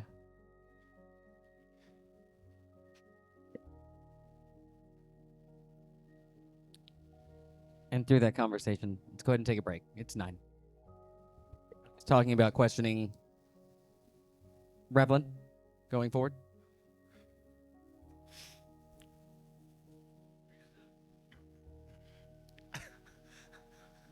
I think that should be the next person we question. I meant to get a spoon so I could spoon it, but like I just can't imagine me being like.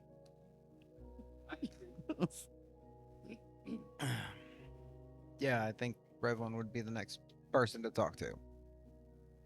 Okay, and we're asking him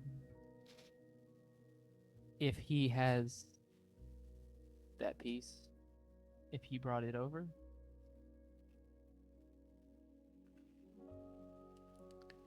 Basically, if he has that piece, if he brought it over, and if not, if the Sorry, first Russ, fate could you has the be piece, a little louder? We got a lot of fans and whatnot. Is there a second fan in the bitch? So basically, yes, if he has that piece, and if he brought it over, and if not, if the first fate has the piece, basically to try and figure out how to put an end to the contract. Okay. All right, so Revlin, do you have the piece that did you bring the piece over from the other world that holds the names?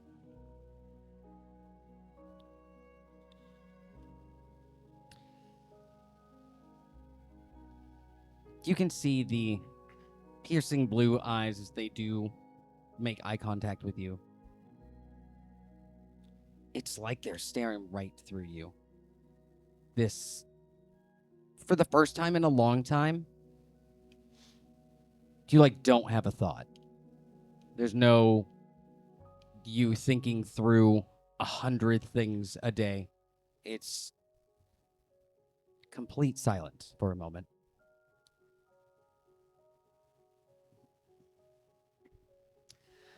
I think if somebody did have that piece, I think they would hold it very close.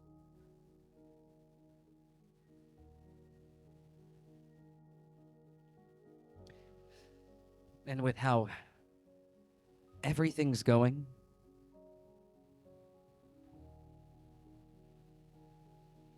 I think somebody would need to take it for themselves. Or at least figure out a way to.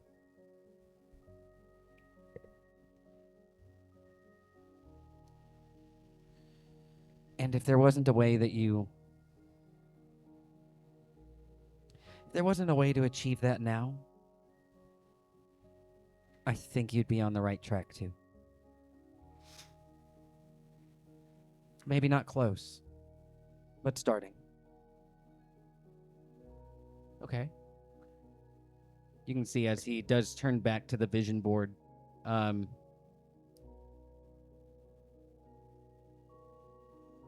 it's kind of jarring, but all of those thoughts do kind of flood back.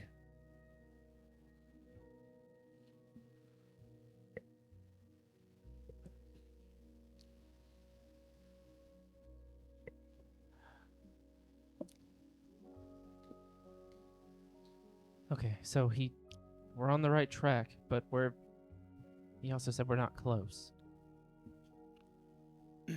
Question: did we feel that situation with him, or are you sharing that situation with us? I don't think you'd have the option to share it.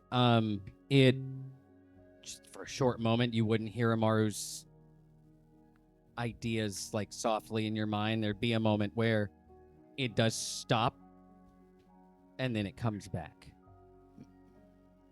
For those of you guys, when it does come back, it sounds like layers and layers and layers and layers of Amaru's ideas as they do kind of like hit all at once before it does even back out to like Amaru's regular thoughts. You do not have that feeling. It's just resuming back to normal for you.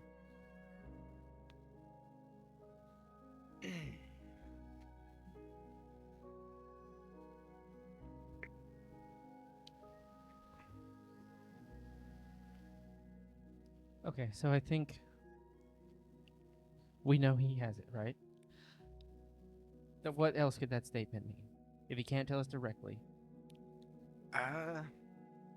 I'm going to have to say he told us without telling us. Yeah.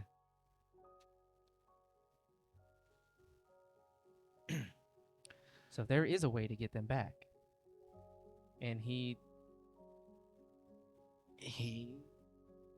Well, he's standing right there, but from what he just said, I'm going to have to say it's definitely going to be 50% up to the person who gave them up.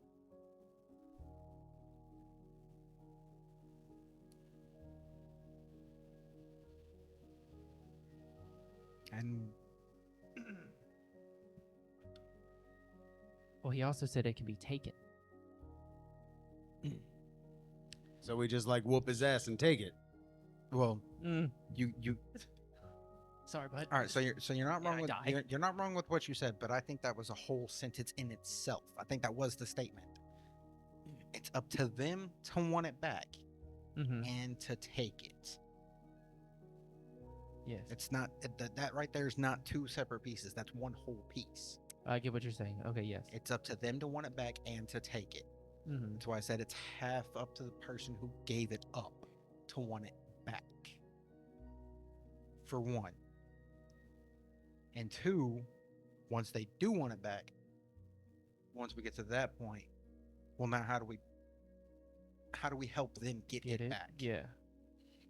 Because that's what he said. If a way to take it back doesn't exist, well, then we just make it. Okay. So I think we need to focus on that part, making the way to get it back. At the moment, he's with what he said, with us being right at the start, not close, but at the start. I think now, honestly, I think now it's figuring out if they even want it back. There and like, And the person that we're doing this all for, we can't really talk to, but I get it. that doesn't mean that one of the fates that has done it wouldn't want, want back what they lost. Yeah, because I do remember there was a point when Revlin was speaking to Longale about if you give up your name, it's harder to pull you back.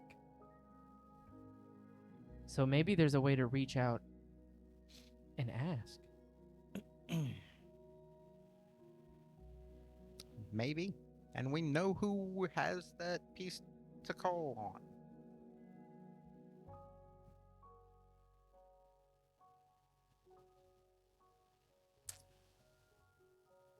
How do you reach out? But I don't think. Honestly, I don't think we should be starting at the end of the race. Mm-hmm. I think just giving some time, talking to the fates themselves. Just blatantly asking them if there was a way to get back what they gave up, would they want it? And start with the simplest, most direct question you possibly can. And then if one of them does say yes, not saying that they will, but there's always a chance. You never know. Or they all could say yes. Who knows? Well, then we go from there. Figuring out, okay, well, you want this piece back. Well, now how do we make it possible for you to take it back? Okay. Because from what he just said, he's right. You can't give somebody something they don't want. Sounds good to me.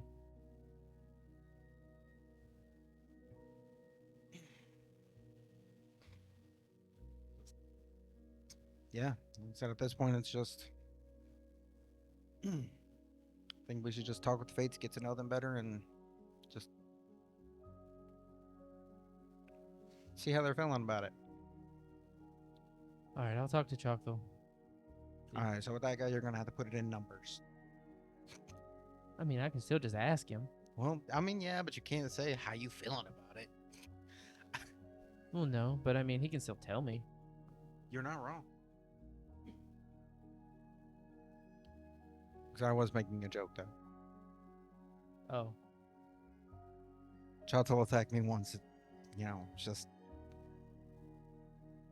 Tell him he won't say it to my face. No, he didn't say that, but Make a bait. Twice. He won't say it to my face twice. All right. Make some progress here.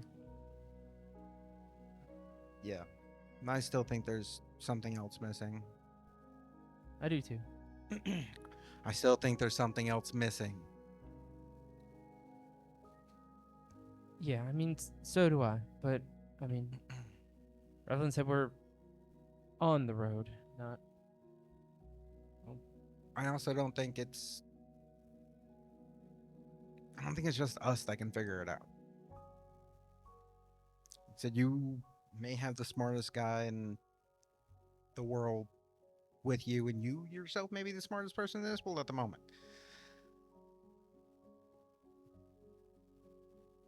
But in my experience, 8 brains is better than 1. I mean, if you want honesty, I think it's going to take us and them. Well, I mean, yeah, that's what I was saying. Yeah. Like, it's not just Chautel, it's all of them, us talking with them to try and figure it out. So I think it's going to take everybody. Like we said earlier, everything's a cycle. They did everything together. They figured everything out together. So I don't see this situation as any different. I think it's going to take every single one of us. I'd agree and disagree with that. Because we're only going to get so much information out of them half the time, whenever we talk about specific things, it breaks the rules. Hey, So- we made it this far with them barely giving anything. No, I'm just saying, like, we have made it this far, but how much of it has been just conjecture on our parts? Yeah, but what I'm saying is, like, with us talking, us thinking, us together, we've gotten confirmation that we're much better off now than we were when we started. Even with what little bit they gave us. Now, given it's not much, that string that they can hand us, it's good enough to find the rest of the rope.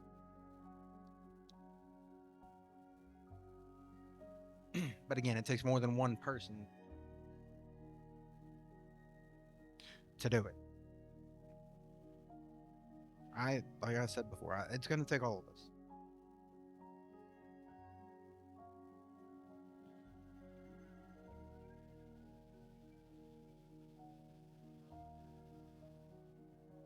Fucking campers.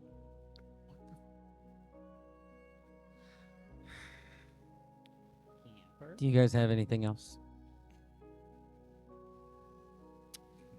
Not. Are y'all done?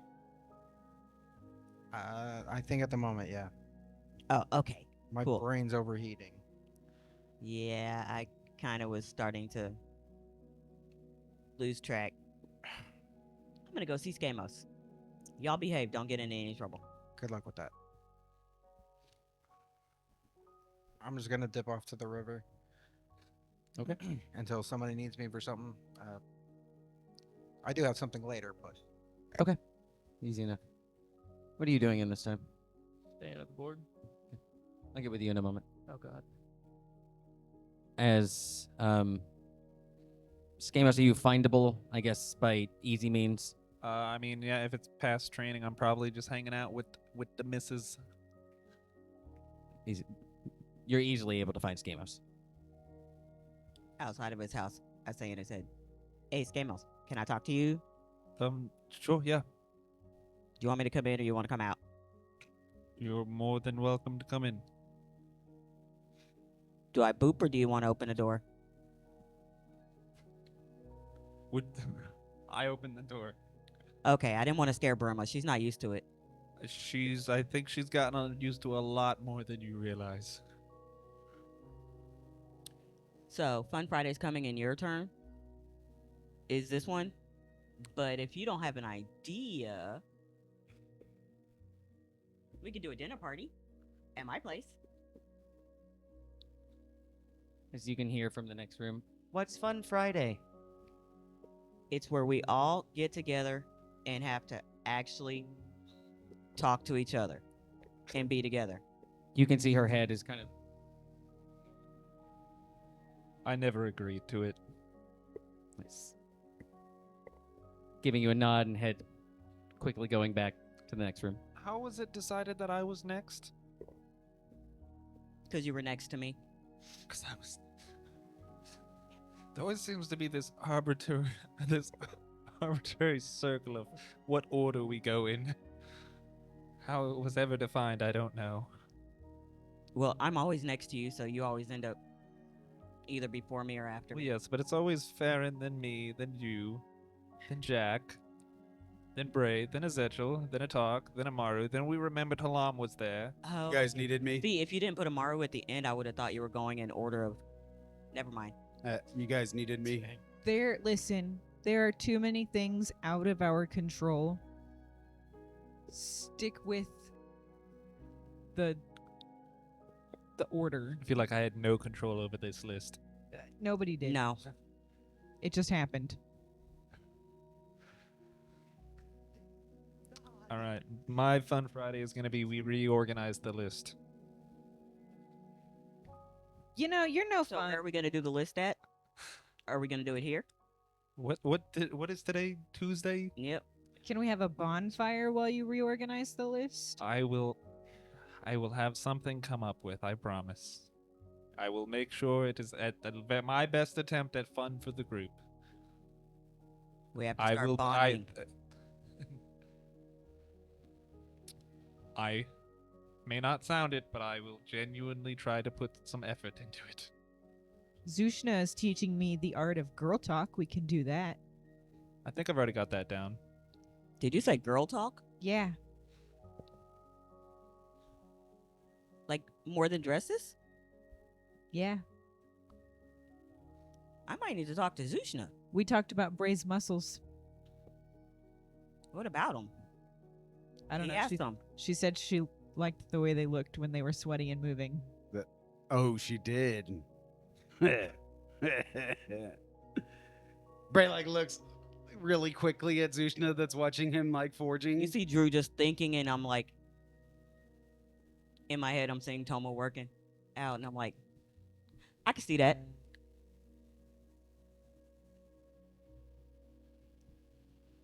I didn't see it, but apparently that's what girls talk about. I mean, you don't like Amaru's muscles? He does actually have some. Damn. Just a few. Oh, Scout.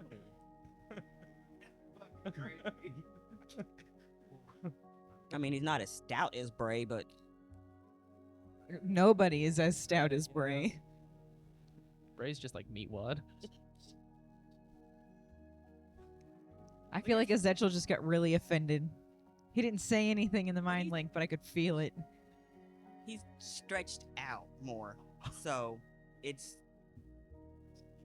not as bulky. Bray's like a teapot, Oh no! short and stout. Okay, wait. So I went from being kind of proud of myself to now feeling a little offended. Too much chest, eh? You now understand girl talk. Hey, Skamos, I've talked about boys before. have you figured out how to turn off stations? Stations?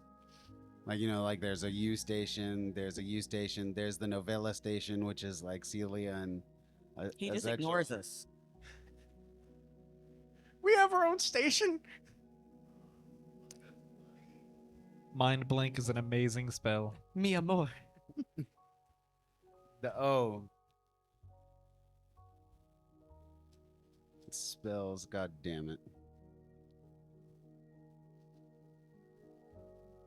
Bray, if it helps, I just quit listening. Okay, well, make sure you don't forget about Fun Friday. I will not. Okay. I like fun. I need fun. I enjoy fun as well. You can talk about Brema's muscles. She's more than me. I know. It really is. It's all them ranger levels. Brima, you can come too if you want. Hold on. Hold on. So Don't send me off again. Just let it go. Farron specifically asked it to be a team-only building exercise, Brima. As much as I would Oh, like you there. sorry. You can hear her from the next room. Oh, darn. She sounds so I stressed. was. I know you like hanging out with them. I already knew she'd. I do love your company. Me too. But I think it's perfect that you take time to hang out with your friends. I only spend every day with them. Thank you for the invite. But I will respectfully sit this one out. It's okay. There'll be other parties. As you can just hear the silence in the next room. Okay. Well, this is odd. I mean, you seem really excited. You can jump me in the line of the Fun Fridays if you would like. Well, no, you said you'd come up with something, so now I want to see what you I'd come have up an with. extra week to come up with something. I mean, we could do the dinner party at my house because I have some ideas. Drew, don't let him backwalk out of this week, because then he's gonna backwalk out of next Hey, week. Jack, if you'd like and to then trade the days, next week.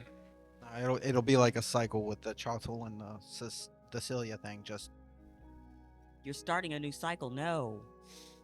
Exactly. It's not that time of the month yet. So is everyone here traumatized by cycles now? Yes. Okay. I just need You're to know if welcome. I'm avoiding that word for you guys now. Add it to your triggered word list. Okay. I'm going to go make outfits for everybody.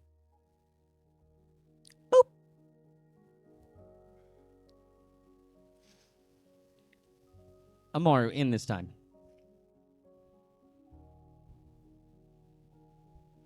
You can see the vision of Torm opening the door, looking at the first fate, and looking at Revlin.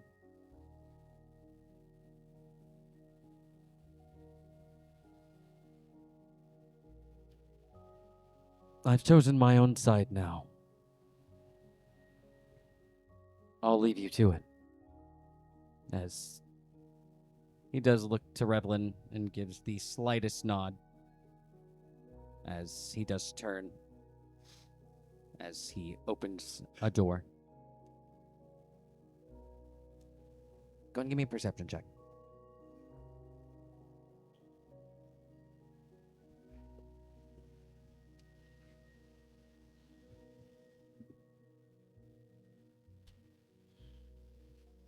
Numbers are hard. Numbers aren't.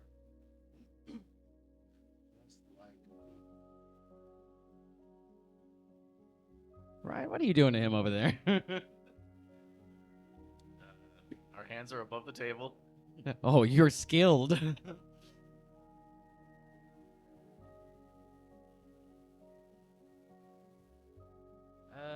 I'll spend 300 points of divinity to make it a 50.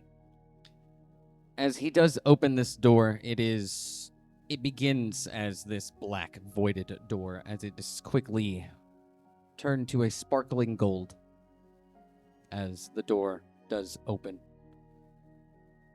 It looks like you can just barely make out what is through the door, but it looks like small solar systems as they are starting to separate and move away from each other. It's so small. Like what you're seeing, like is you are like up on the vision board, just to make out like what is actually going on. You see solar systems, planets as they are flying far off in the distance.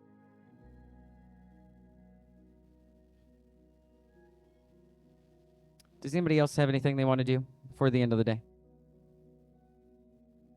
Skip. Yes, you did tell me you had something. Yes, after, well, let's say right before dinner, because I know the Fates get together and do their thing Okay, easy. after dinner. Down by the river, I'd had early. You got a minute?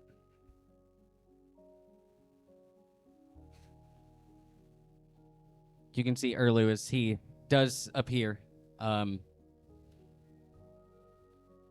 wearing what seems to be like, for you, like biking shorts. Shorts very, very high up the thigh.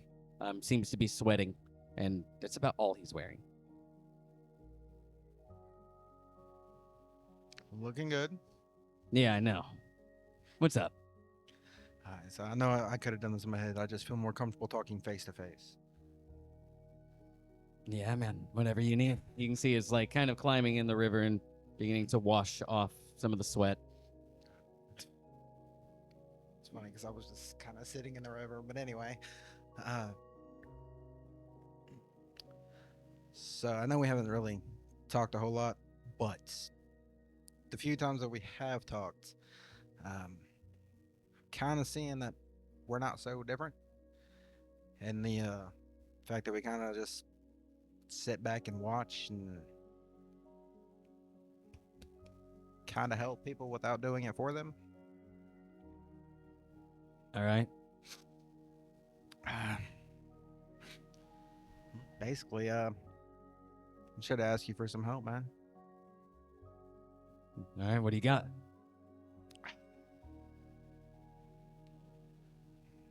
Just basically just trying to wrap my head around and figure out how to just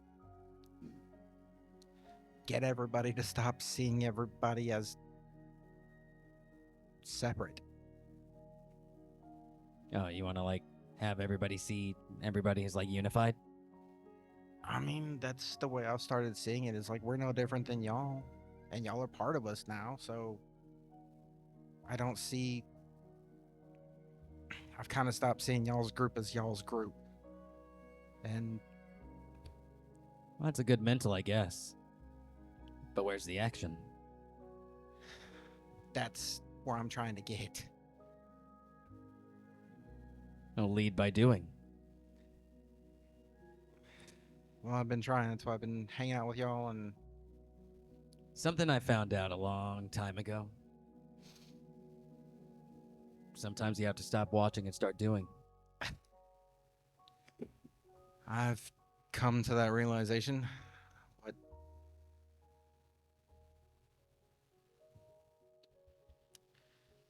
I'm not a leader. never wanted to be. It's- I guess I'm just trying to figure out how to basically to get help to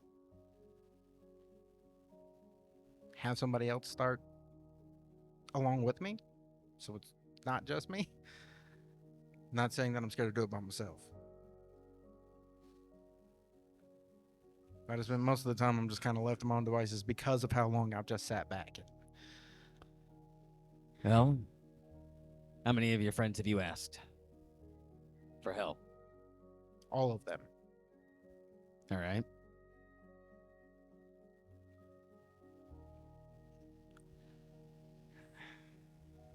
So you've gone to Unovo and asked her for help?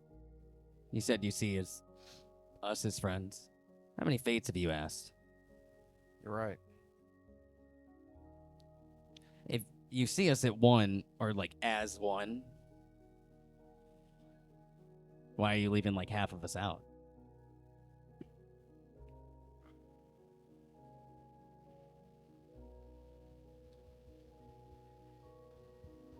And what's like us? Just like the fates? Or the people you guys dragged here too? Are they also us? You say you've never been a leader, but how many people came here because of you?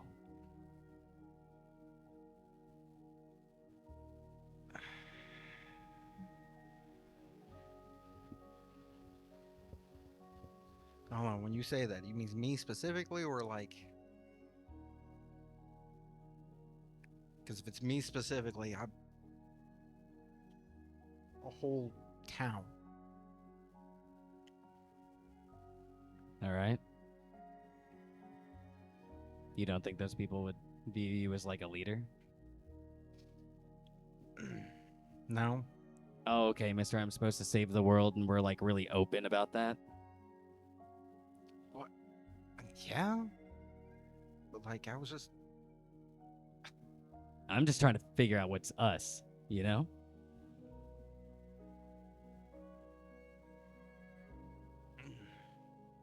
Because I'm a pretty firm believer that my opinion's no different than your friend's friend Clyde, and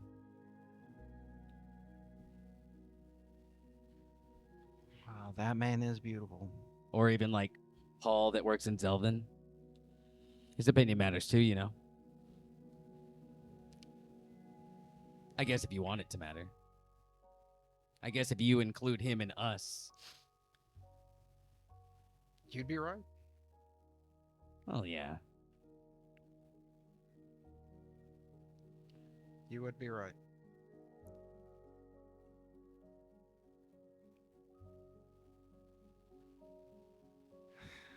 Well, fuck. I guess I got a lot more to do than I thought I did. I was just kind of wondering when you were going to come around to the realization.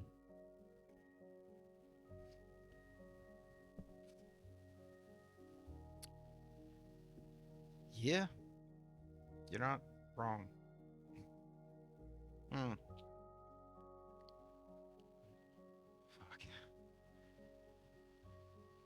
Alright. I guess I gotta go start with fucking everybody. Well, yeah, I mean, you could just like talk to him, you know? It's a good way to start things. Maybe don't walk up and be like, oh, hey, man, here's the thing. Yeah. Maybe just like Talk be to a that person person. like a person. Yeah, you know, maybe. Yeah.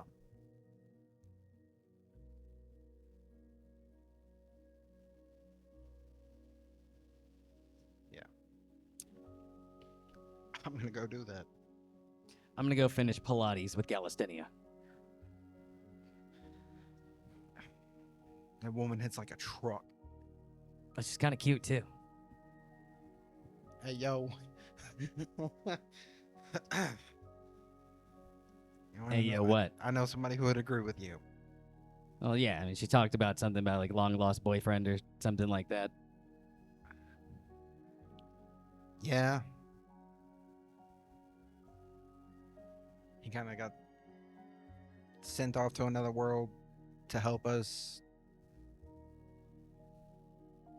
That's a long story in itself, but I'm assuming she's already caught you up on everything. Well, yeah. I'm me. Yeah. You're you. Well, you let me know if you need anything else.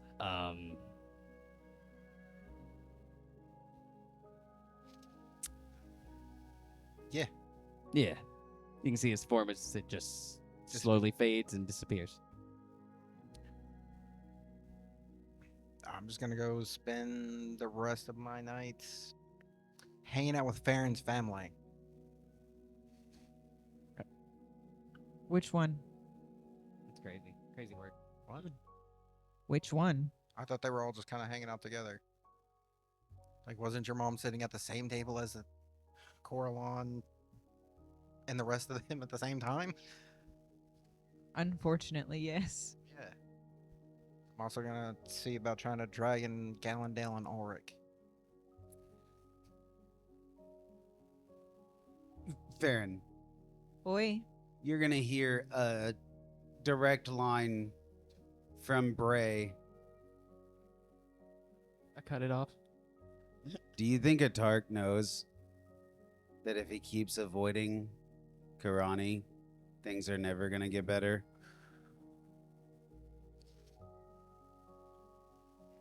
I do not want to be brought into that drama.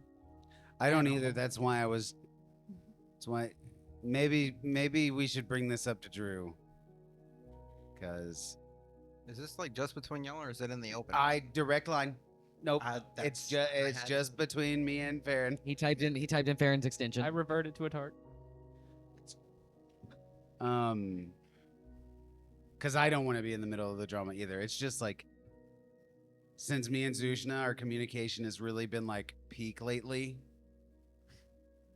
Sometimes it's easy to see whenever communication is lacking. You know, I think that some people just aren't meant to be together. So you think he's just ready to let it go? Like I said, don't want to be in it. Man, that's really gonna upset Margash. Oh, yeah, because he's having a gay old time right now. Well, I mean, I don't know. Direct line to Drew. Hey, Drew, have you seen where Atark is tonight? Yeah, he's talking early. No, he's with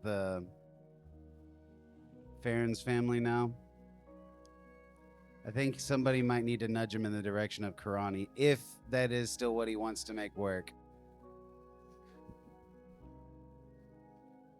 Anyway, I'm just throwing I'm planting the seed. I'm tossing out the little string to get pulled. I don't know. All right, bye. Okay. You see Atark talking with the Elven Pantheon and Dara. Are you there? Shooting dice. Yeah. Unnecessary. They're gambling. Are we you playing gambling? Scrabble tonight? Absolutely. Yeah, the elves are shooting dice. Wait a second. So you lost your son. Oh, You lost your wife. Have you turned to drinking and gambling now? Like, Usually yes, I those am things drinking. happen in reverse. usually, right? Easy enough. As It's a country song. blowing off some steam by drinking and gambling with the Elven Pantheon. I'm not talking about anything serious. Oh, they're not either. Okay, They're I'm literally here just to shoot the shit. yeah, they are like hard bullshitting. Both of you guys do see Farlow, as he does make his way up, whispers into Corlon's ear, just kind of like throughout the night, as very quickly going off. Every time I see him, I acknowledge him and say, "Sup, buddy?" Sup, as just taken off. Uh, You can just- see he does have like papers in hand. That is one of the visions that Amara watches. Like, just more out of kind of all of them. Just that one specifically. The one of Whatever Farlow's doing in his.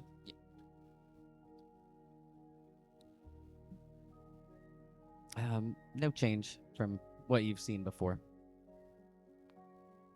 Does anybody have anything else for the end of the night? Yeah. 11. 11 what? Oh, you're cheating. You I'm- brought your cheat dice. I did bring my cheat. That's fucking funny. Amar. Hey, Jocto. Your 25 minutes is yes. Damn. Yes. I told the Tark I would ask, so,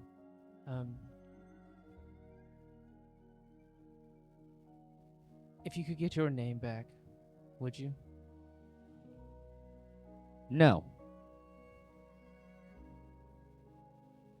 I kind of figured that. Everything I have achieved I could not have achieved it.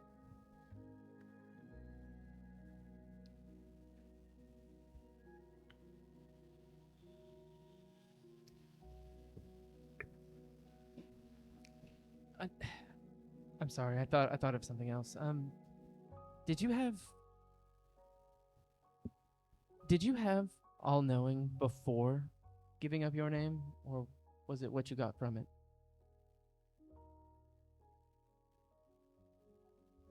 I felt like I always knew.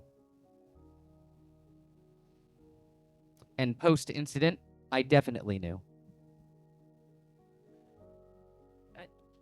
I only ask because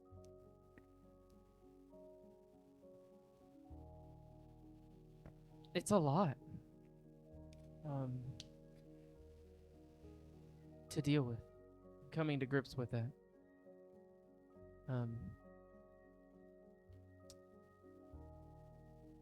So if you did or not have it,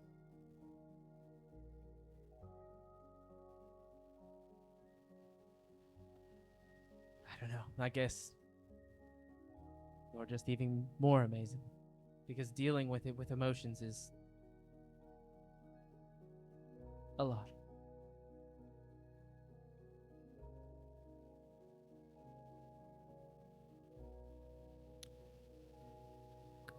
Go ahead and roll me a persuasion check.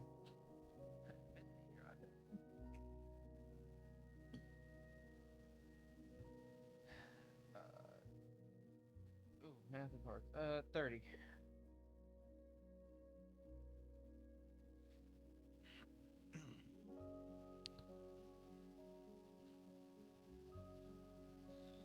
I feel as if giving my name, it stands for something. All those people I couldn't save. That monumental failure on my end. I'll wear whatever giving up as a badge of honor. Because it's the least that they deserve.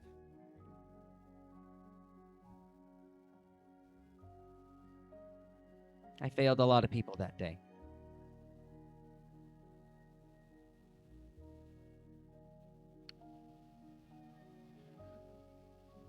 I felt like that before myself. I think that's why I really want to help Atark figure this out. That's why I wanted to soul bond to you. I don't want to fail anymore. He seems quite adamant. Yeah. And so I just have to try to match that, I guess.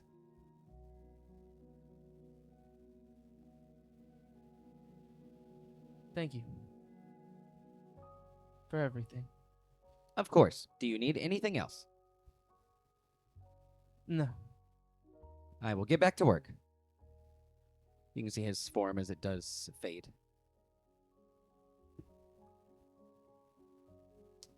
I think Amara will just kind of stare at the vision board a few more minutes. I would just go join Baron with the elves.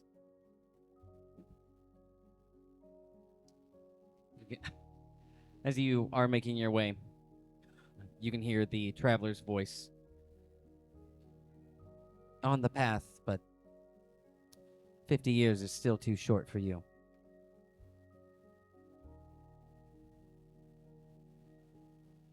Well, I'll just have to figure it out before that. Nothing else. As able to join the gambling ring. I see the cheating dice. I see a tart, and I'm just like, It's drinks galore.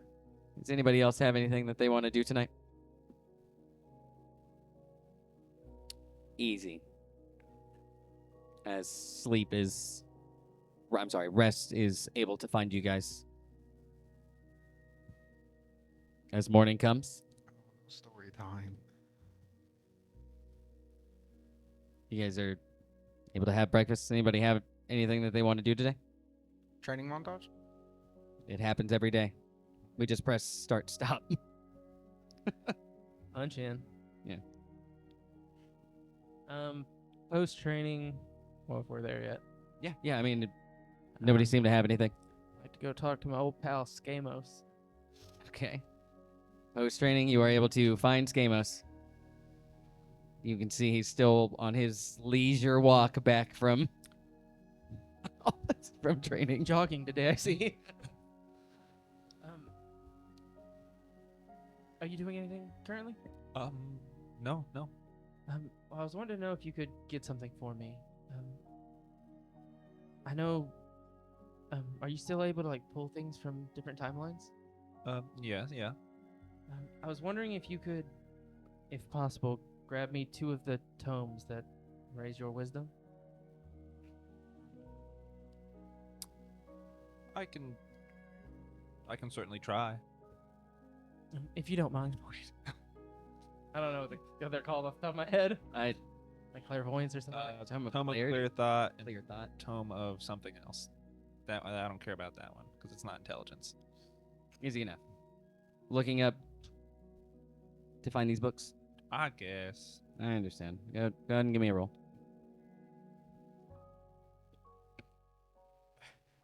Give me a roll like you care. 30. Well, they certainly exist. You guys are like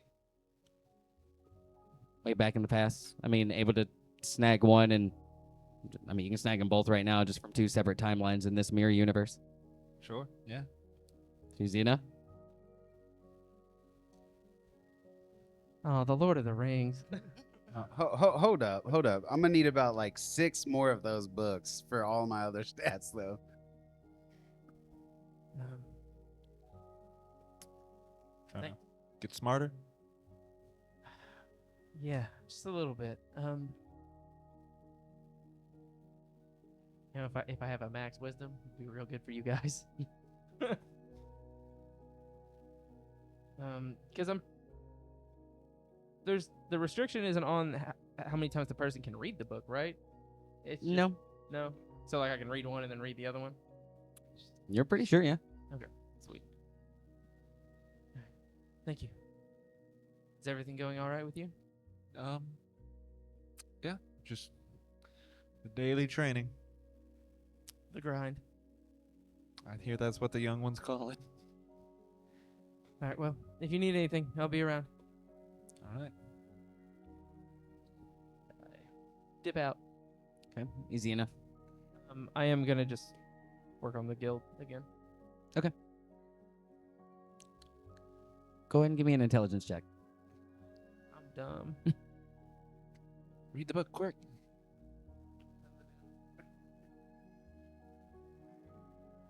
This game will speed me up. We can do this book real quick.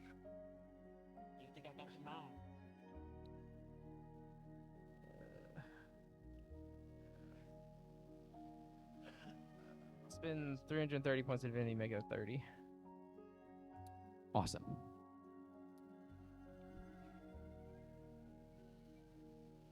As walking back to the guild, holding these books,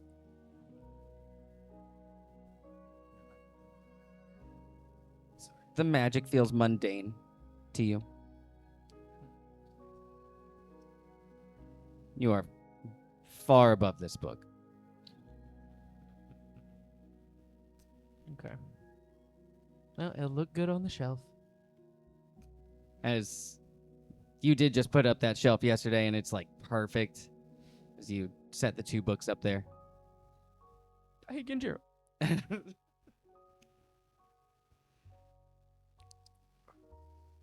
Yeah, I work on that. Easy enough. If you have the smallest bit of help, you will finish today. Somebody get over here. I was just fixing to say I'm gonna help him. Easy enough. You and Azechel should be able to finish this probably before like dinner. Wait. This is the last day? We're going to finish Yeah. it? Yes, I'll be sir. there and I'm there. We're installing the dungeon. That's the last part. Oh. I'm sitting there like, I think we dug a No, little too far. No, we're using our powers. What? Have you just been? Yeah, I said like 3 days ago. We're just trying to get it done. Well, even with the powers, I still only lift with my muscles. I can't be like, This whole time I've been Levitate. lifting without my muscles. The whole time I've been a dude. You guys can see as Bray shows up with the memorial. I mean, Jushushna's gonna be here. Did you bring Zushna? Zushna is always with me. You just got the whole ass memorial. Yeah, it's just like in my hands. I'm just like holding up like this big ass fucking concrete memorial. he's walking up. Oh, I'm sorry. I just hit you with it. All right, we're gonna put it over here. You try to push it over and you forget that like I can I can just hold it up with my head. I don't actually try to push it over. Okay. So what if about this memorial? I was thinking, what if? No, we're gonna leave it. Okay. I Just didn't know. mean, what if we? I don't know. What if we repurposed or made another part of it? All the people that are here, all the people that are gonna help us save the world, you know? Oh, so we get like pre Hall of Fame, post Hall of Fame. I don't really want to look at it like that, but Well, cause like I mean, like that's the first kind of thing that popped into my head. To be honest, tomorrow was like, these are the guys that are probably gonna be on this eventually. well, just I don't know, a way to like memorialize everyone, you know? So are you saying like, No, he's These not are- saying kill them. let me fucking finish? Oh, I'm sorry. Are you saying like to have these are the souls who gave it all for us? And like current members. So I'm not very charismatic, so like that's how I would put it, and it'd probably be offensive as hell to No, everybody. it's okay. Just I don't know, just like I said, just a way to commemorate everyone being here. Like we're all doing this together, you know? Why don't we do with the memorial, have a statue out front, and then have all the names of everyone, past and present, like around the base. So like the statue is of a canary, and it's on a post or like a pillar, and the names circle the pillar down. As he's saying this, like I'm just gonna be like melding like steel or like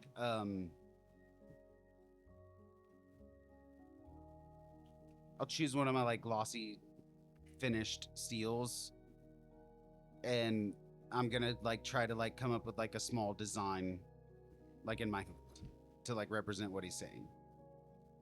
I mean, that's easy enough. As you're explaining it, you can see Bray like changing it as you are talking about it, trying to just fit like your description. Yeah. Or like have either just the, or like 8 canaries with the, nah, just the one. Yeah. I like that.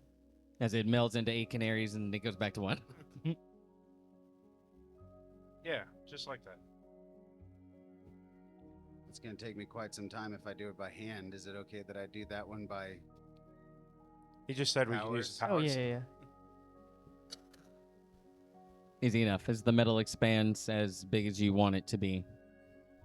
It's fucking 10 stories tall. It's on. Yeah, are you doing it outside? Yeah. Yeah. Let's just ruin the guild. Just No, I would find like a pretty nice place to erect this statue, and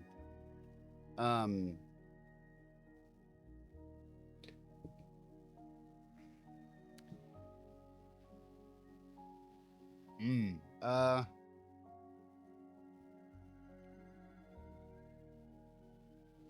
do you what do you want to do with this one?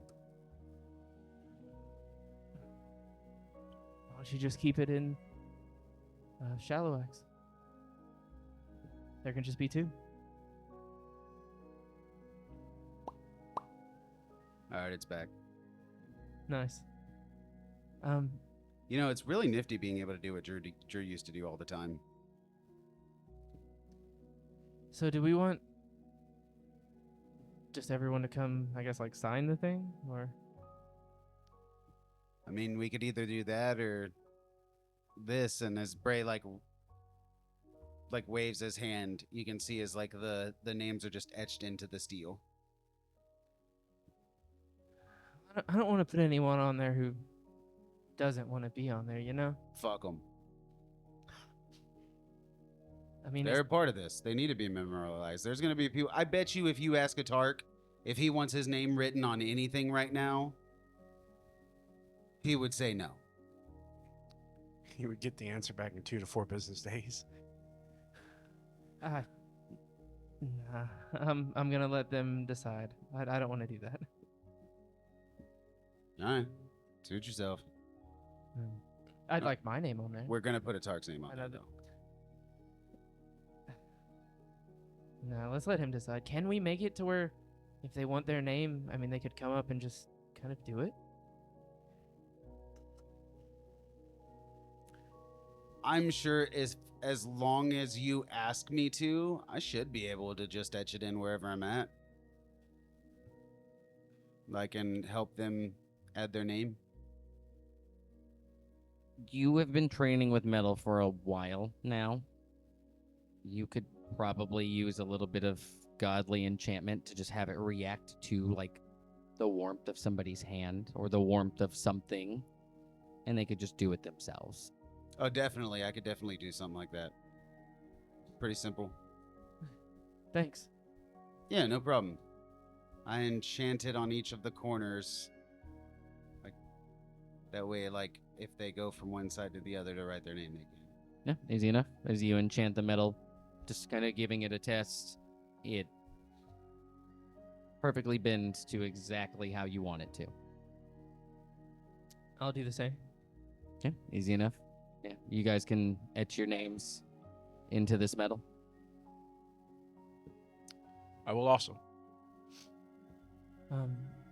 You guys can see as this gigantic memorial has been set up. There's already a crowd on the outside. You can see some people kind of like looking at it.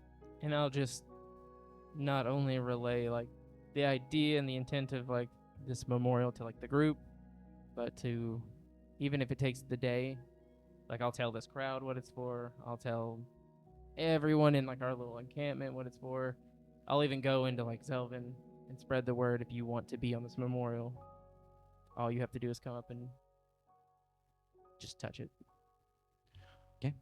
I will tell Celia to do that if she wants, and also ask her to relay it through the I almost called them elementals. Fucking The fates. thank you. Yes. I'll let them know. Thank you. Except Unova, right? I'm just joking. As a relatively large crowd begins to circle around this thing. You Fuck see- it. See large portions of people are kind of like gathering to have all of their names in like one spot. Hey, why don't we make a festival out of it? Nothing beats an impromptu little gathering. I can have barrels of mead down here in less than fucking. Oh, look, there they are. It can be like the opening day for the guild. Yeah. Sounds good to me. Nice. Well, as you see, like Bray already has a mug full of mead. Yeah, I mean, I'll just, after spreading like the word about the memorial, I'll just hang out at the guild and pretty much just bullshit with anyone who comes through the doors. Skamos, get your ass over here. Who are you talking to? Actually, for the whole group, we should. Y'all should make a little bit of time. At least come by for a second. I'd be doing the same thing as Amara. Anyone that comes through the door, just talking. At any point, or do you mean now? At any point, like, don't stop doing what you're doing right now. But like, y'all should. I mean, it is the opening day, and Amaru and all of us really put a lot of work into this. You remember those two drunk guys at Vicious Roar? Yeah. We need two drunk guys. I mean, I could be one of them. You can't be one of them. Are you sure? Yeah, Zushna'd probably get tired of me being out all night. It very quickly becomes packed. God, there's like 20,000 people here. It is. The building itself is like definitely over fire code. And you just have people like out, like if they can't get in, they're just like on the outside, like drinking. You can see a couple people are like bothering Farron to like try and like make these like pretty much like where the elves drink, but like in front of the guild. So like all of these people can pretty much like a large pavilion park area is what they're like trying to con you into. I guess not con you. They're trying to ask you to make. Bray sees that you're getting really irritated by it, and he'll just be like, I got you, Farron. He'll pull some steel out and make like a platform of like bleachers around so like people can stand. People immediately start spreading out into these bleacher areas. It looked like you were not enjoying that. I just wondered when I became the hey, make this for us person. Oh, okay. That was the face. I thought the face was leave me the fuck alone and don't ever talk to me again. No, I was just very confused and uncomfortable, and there were a lot of people in my bubble.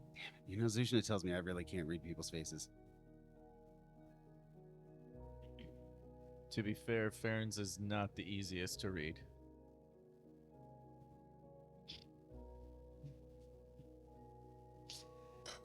It's the tism. As the day goes by, if nobody has anything, I had something right after training. Okay. I was gonna go look for Farlow. like, he's easy enough for you to track down, but he is always on the move. Like as you walk up to him, Farlow today looks very finely dressed. He has large papers in his hand. He has what you. It looks weird to a Tark, but for Rusty, it's like a briefcase. And he is like walking up to people and pretty much like having these very short, quick interview conversations and is like moving on to the next. Just gonna ask him what he's up to. I'm casting people. Oh, for your play? Yeah. You want help?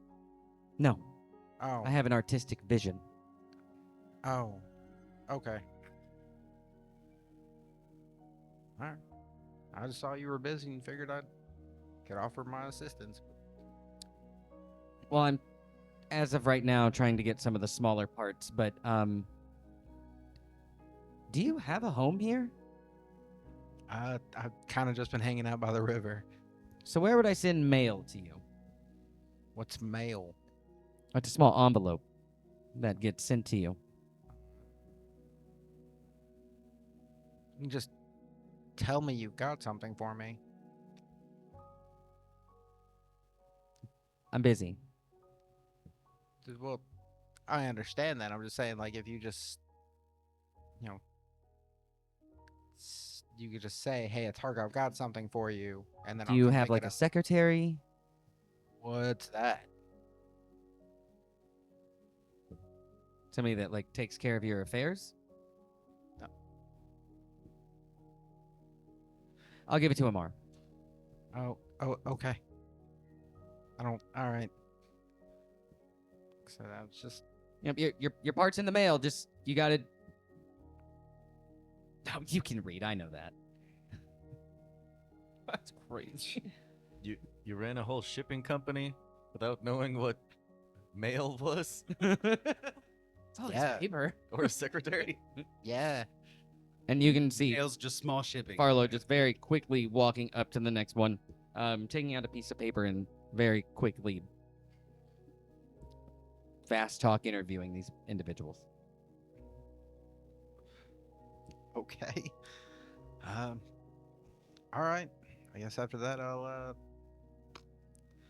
go and see Dolmec and Shield. As you enter the fray that now is Canary's Blessing block Ah. party. Yet. Hey, what's up with Tark? Zetchel's like crowd surfing. They are easy to find. They are surrounded by people. Right. And at this point, like, it really seems like almost all of Zelvin, now that, like, an event is going on, like, nobody's working. Nobody's doing anything. They're here. Oh. Cool. Everybody's having a good time then. Great. And, you know, Bray's here, so it's like drinks fucking o'clock. Some people are all like, you guys set this up, we'll say, you know, like just before dinner-ish. And like some people are already gone for the day.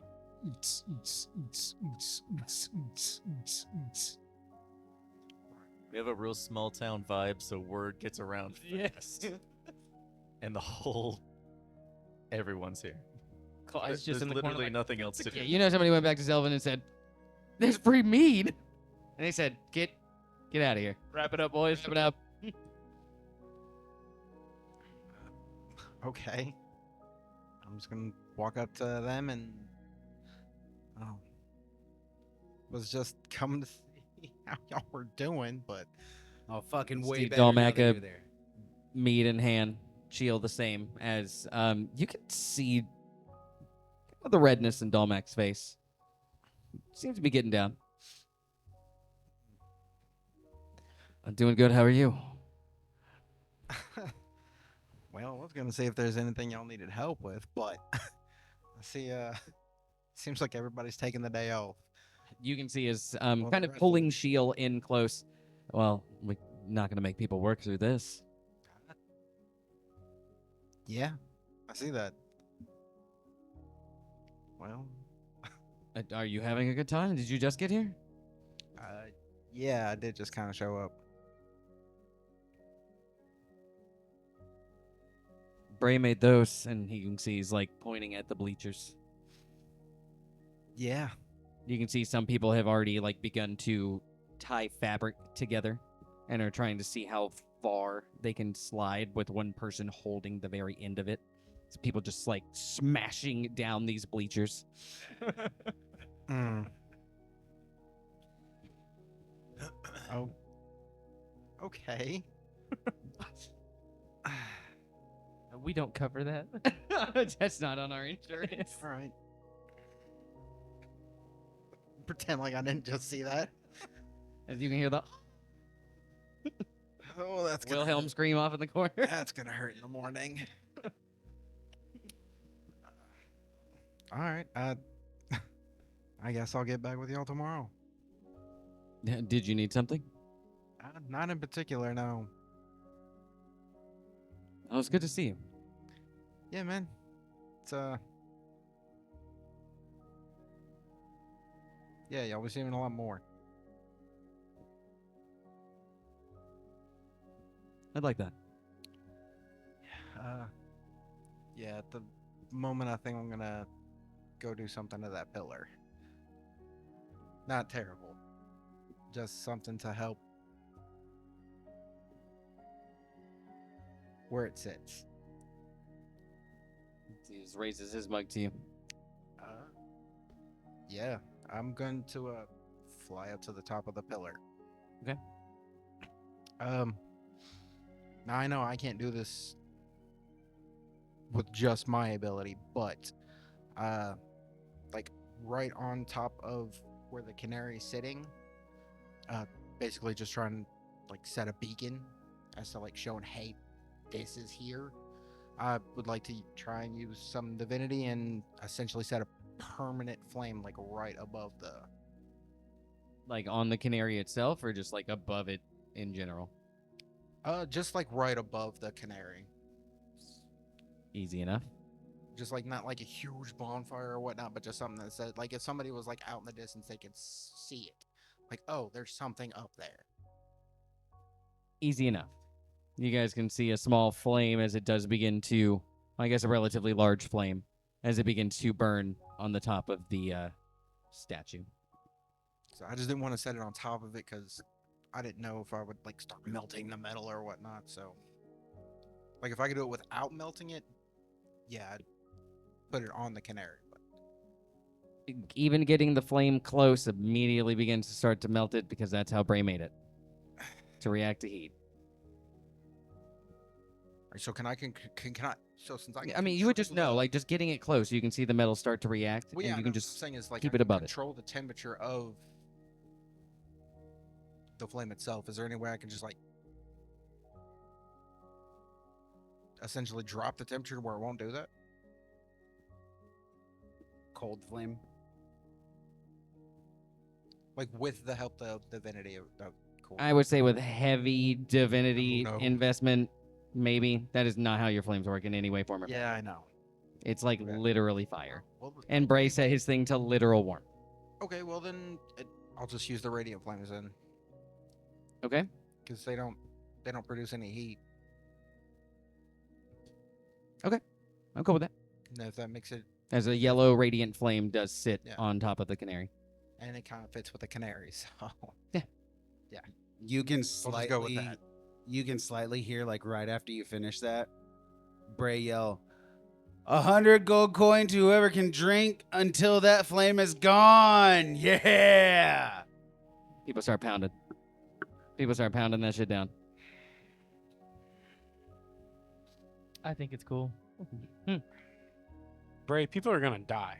I figured No, they'll be all right. I figured if it was gonna be a memorial, may as well light it up so you can see it even at night.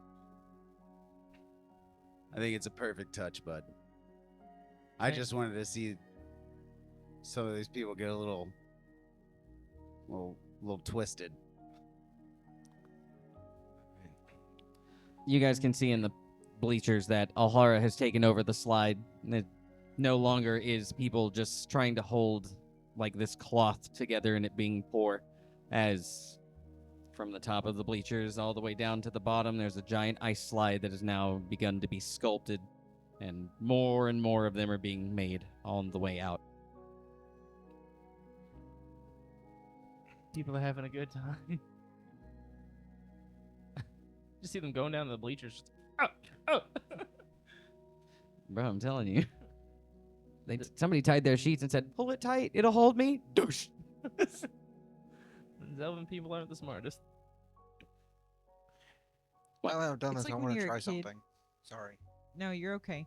was gonna say it's like when you're a kid and you go down the stairs in the laundry basket and you make it down like 3 stairs and then the laundry basket flips. I was too poor to have stairs, but I also did not have stairs. I slept in a converted attic. You had something? different poor. Yeah, now that flame on top of the beacon has it technically has our divinity, yes. You said you just put the regular radiant flames there. Well, yes, but I still had to use the divinity to make it like permanent. Ah, understandable. Got you. I'm sure. Okay, I'd like to teleport to it using our divine. You teleport to it. That answers the question.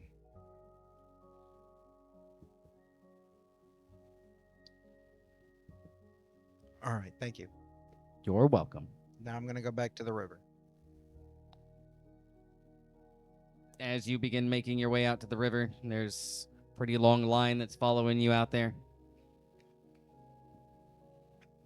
People like to hang out with celebrities, man. If I see people following me, y'all okay? No, it's following you, man. Is something y'all wanted to do out here? Like, Well, we figured you were going out to like do another one of those, so we just wanted to like see it happen. They're witnessing like miracles. man, I was just trying to help make it festive. Yeah, dude. I'm not planning on doing it anywhere else. Oh. But Oh, we're back in, boys. Hold on. I'd say there's a river down there. Like, y'all can go hang out if you want to. Oh, yeah, we got taken down to the river like a couple days ago. Who took you down to the river? Guy named Erlu? That's my spot. No, he specifically said it was like his spot. It's my spot. He like led the conversation with like, let me show you my spot. You mind taking me exactly where he took you? Yeah, man. Yeah, I remember. There's like a small like tree, I think. It's your cabin. Yeah. I'll take you. I'm just gonna follow him to the spot. It is just like a random spot in the river. There's like 3 bushes. Oh, so it's nowhere near where I usually hang out. No, it's. All right, cool. Now I know. Yeah. Now I'm gonna hang out here just to make him mad. Oh, okay. You're not like a snitch or nothing, right? What's a snitch? You can see is reaching under the bush. A relatively strong smelling plant.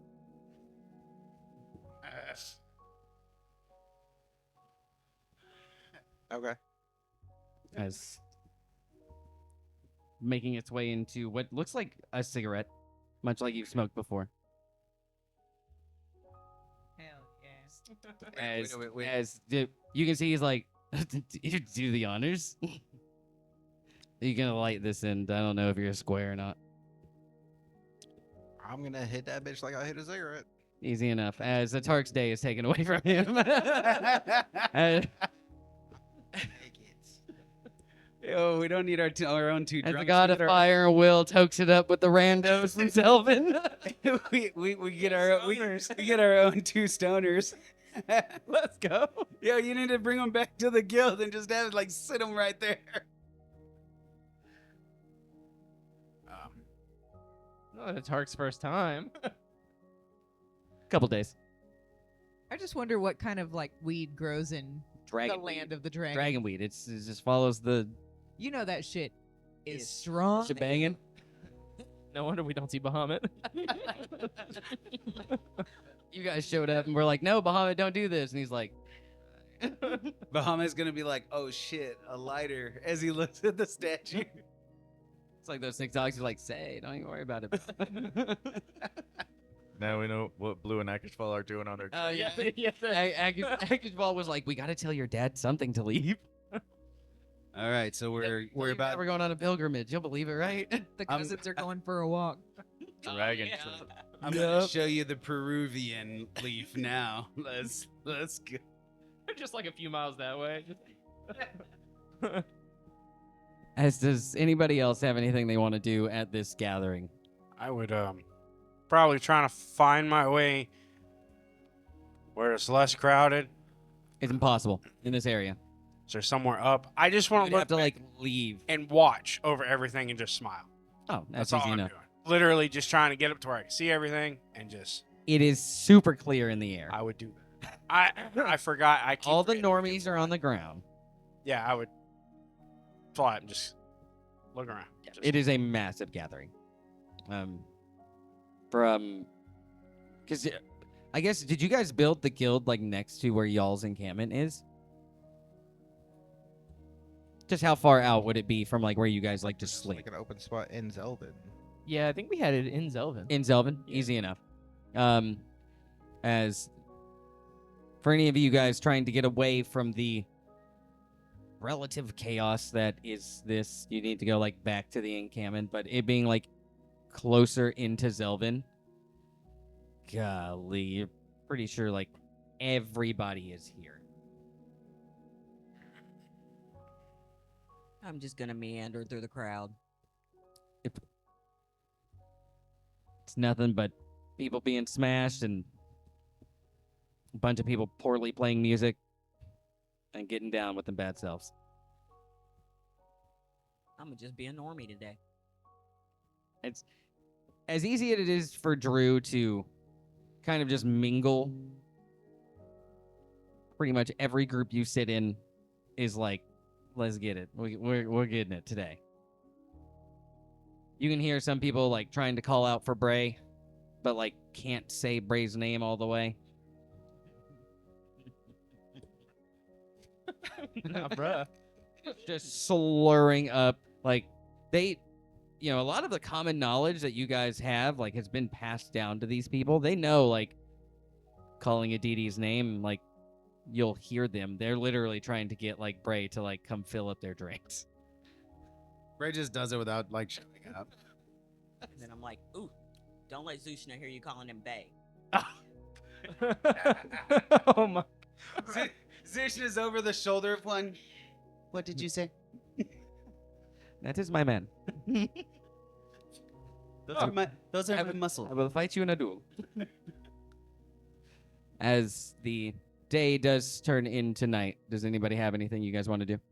I'm gonna go find pork chops. Yeah, you guys. For everybody in, we'll say like it's dinner kind of being involved in this festivity. Just much more loosey-goosey than regular.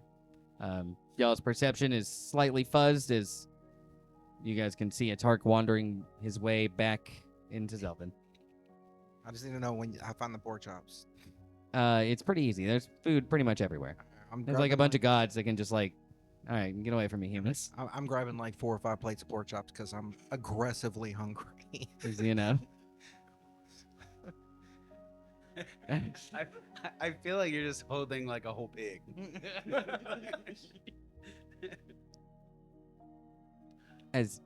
ahead. I'm gonna say in the head chat, I think a Tark ate something weird. It definitely wasn't vegetables. Why does he have a tummy ache? I'm also gonna start heavily drinking.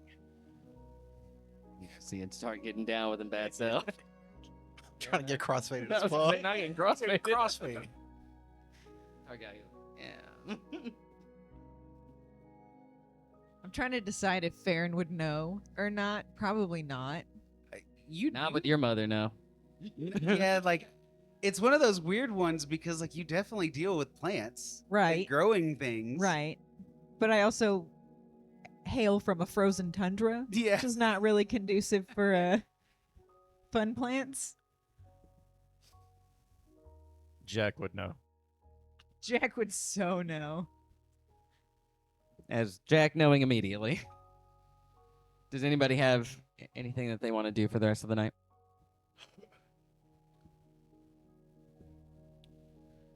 As it does get later, with Bray's mead being the one that is kind of passed around, it's early bedtime for Zelvin. There are a lot of people just kind of passed out at whatever tables they were able to find. The bleachers are pretty much full of people. I'm going back to my spot in the river. See And I'm enough. taking another plate of pork chops with me. I understand. Gotta satiate that aggressive hunger. I would go back to the cabin. Okay, easy enough. For those of you guys who keep to a regular bedtime, you guys can see some of the fates and other notable NPCs are kind of, they're not like detailed cleaning this place, but definitely making sure that they don't wake up with it smelling as bad as it probably looks it would. It's food and alcohol pretty much thrown around everywhere. It was a banger. I guess for the really kind of towards the end of the night, you guys like really having an issue with people climbing the canary, trying to go touch the flame, saying that it would grant them powers. You guys were very quickly Start you that. you guys were able to like very quickly put a handle on that. But that way they didn't just go but It's a fucking bug on Bug's Life. yeah, just disintegrated from life. That's okay, because that's Amaru hangs around the monument, so. Okay, easy. Yeah, you easily able to talk your way to somebody or just physically be like, don't go up there. Stop it. As if nobody has anything, rest is able to find you. You are still able to get a good enough rest. There's not enough people awake for you to have to like babysit or do any of that. Sweet. That he knows of. They could have just. That he knows.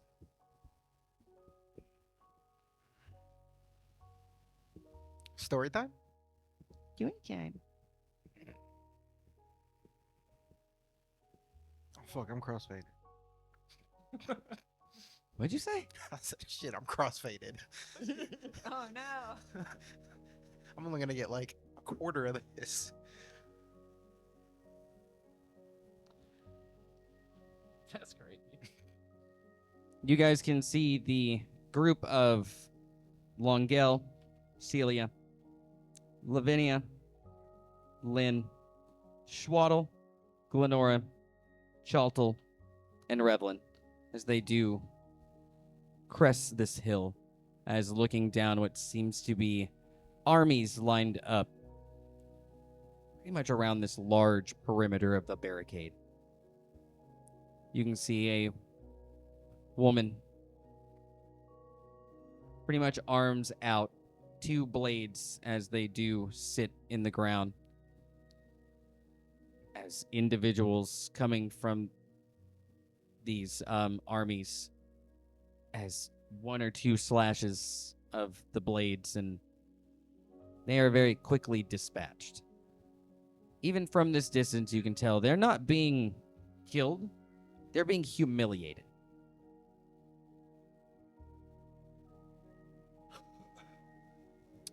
As this group does begin to make their way down, you can hear Longel. So what do you think this is? As Chaltel. Everything I've been able to gather is this woman is pretty much hold this space for the last month. Anything past this is her family's land, I believe. As for you, Amaru, just in this moment, this kind of like stutter.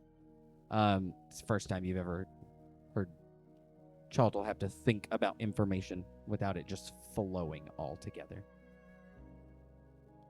As Longel, well, are we just gonna talk to her? What are we gonna do? You can hear Revlin's voice. We should probably see what's going on here. We found a lot of information, and she may prove useful to us. You guys can hear Lavinia. Well, if you guys are going to go do that, I'm going to go take care of the wounded. It seems like they're all kind of gathering up over there. As Lavinia just makes her way off. A couple of the soldiers trying to stop her as she just push through them.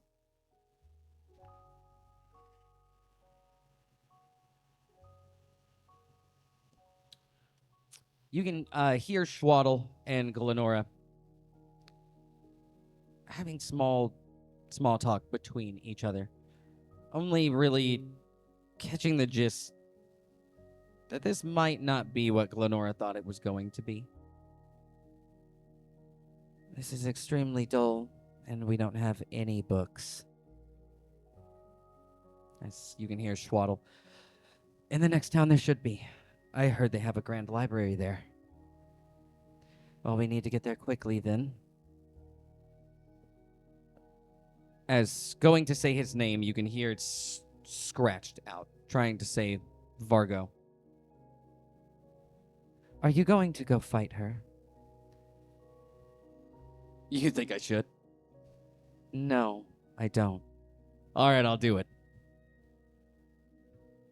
As Stwaddle, Glenora, and Chottle kind of make their way into this crowd, you guys can see Celia as looking up to Longel. I think you need to be careful. It seems like the mana's in her blades, so you should make sure that you don't get hit.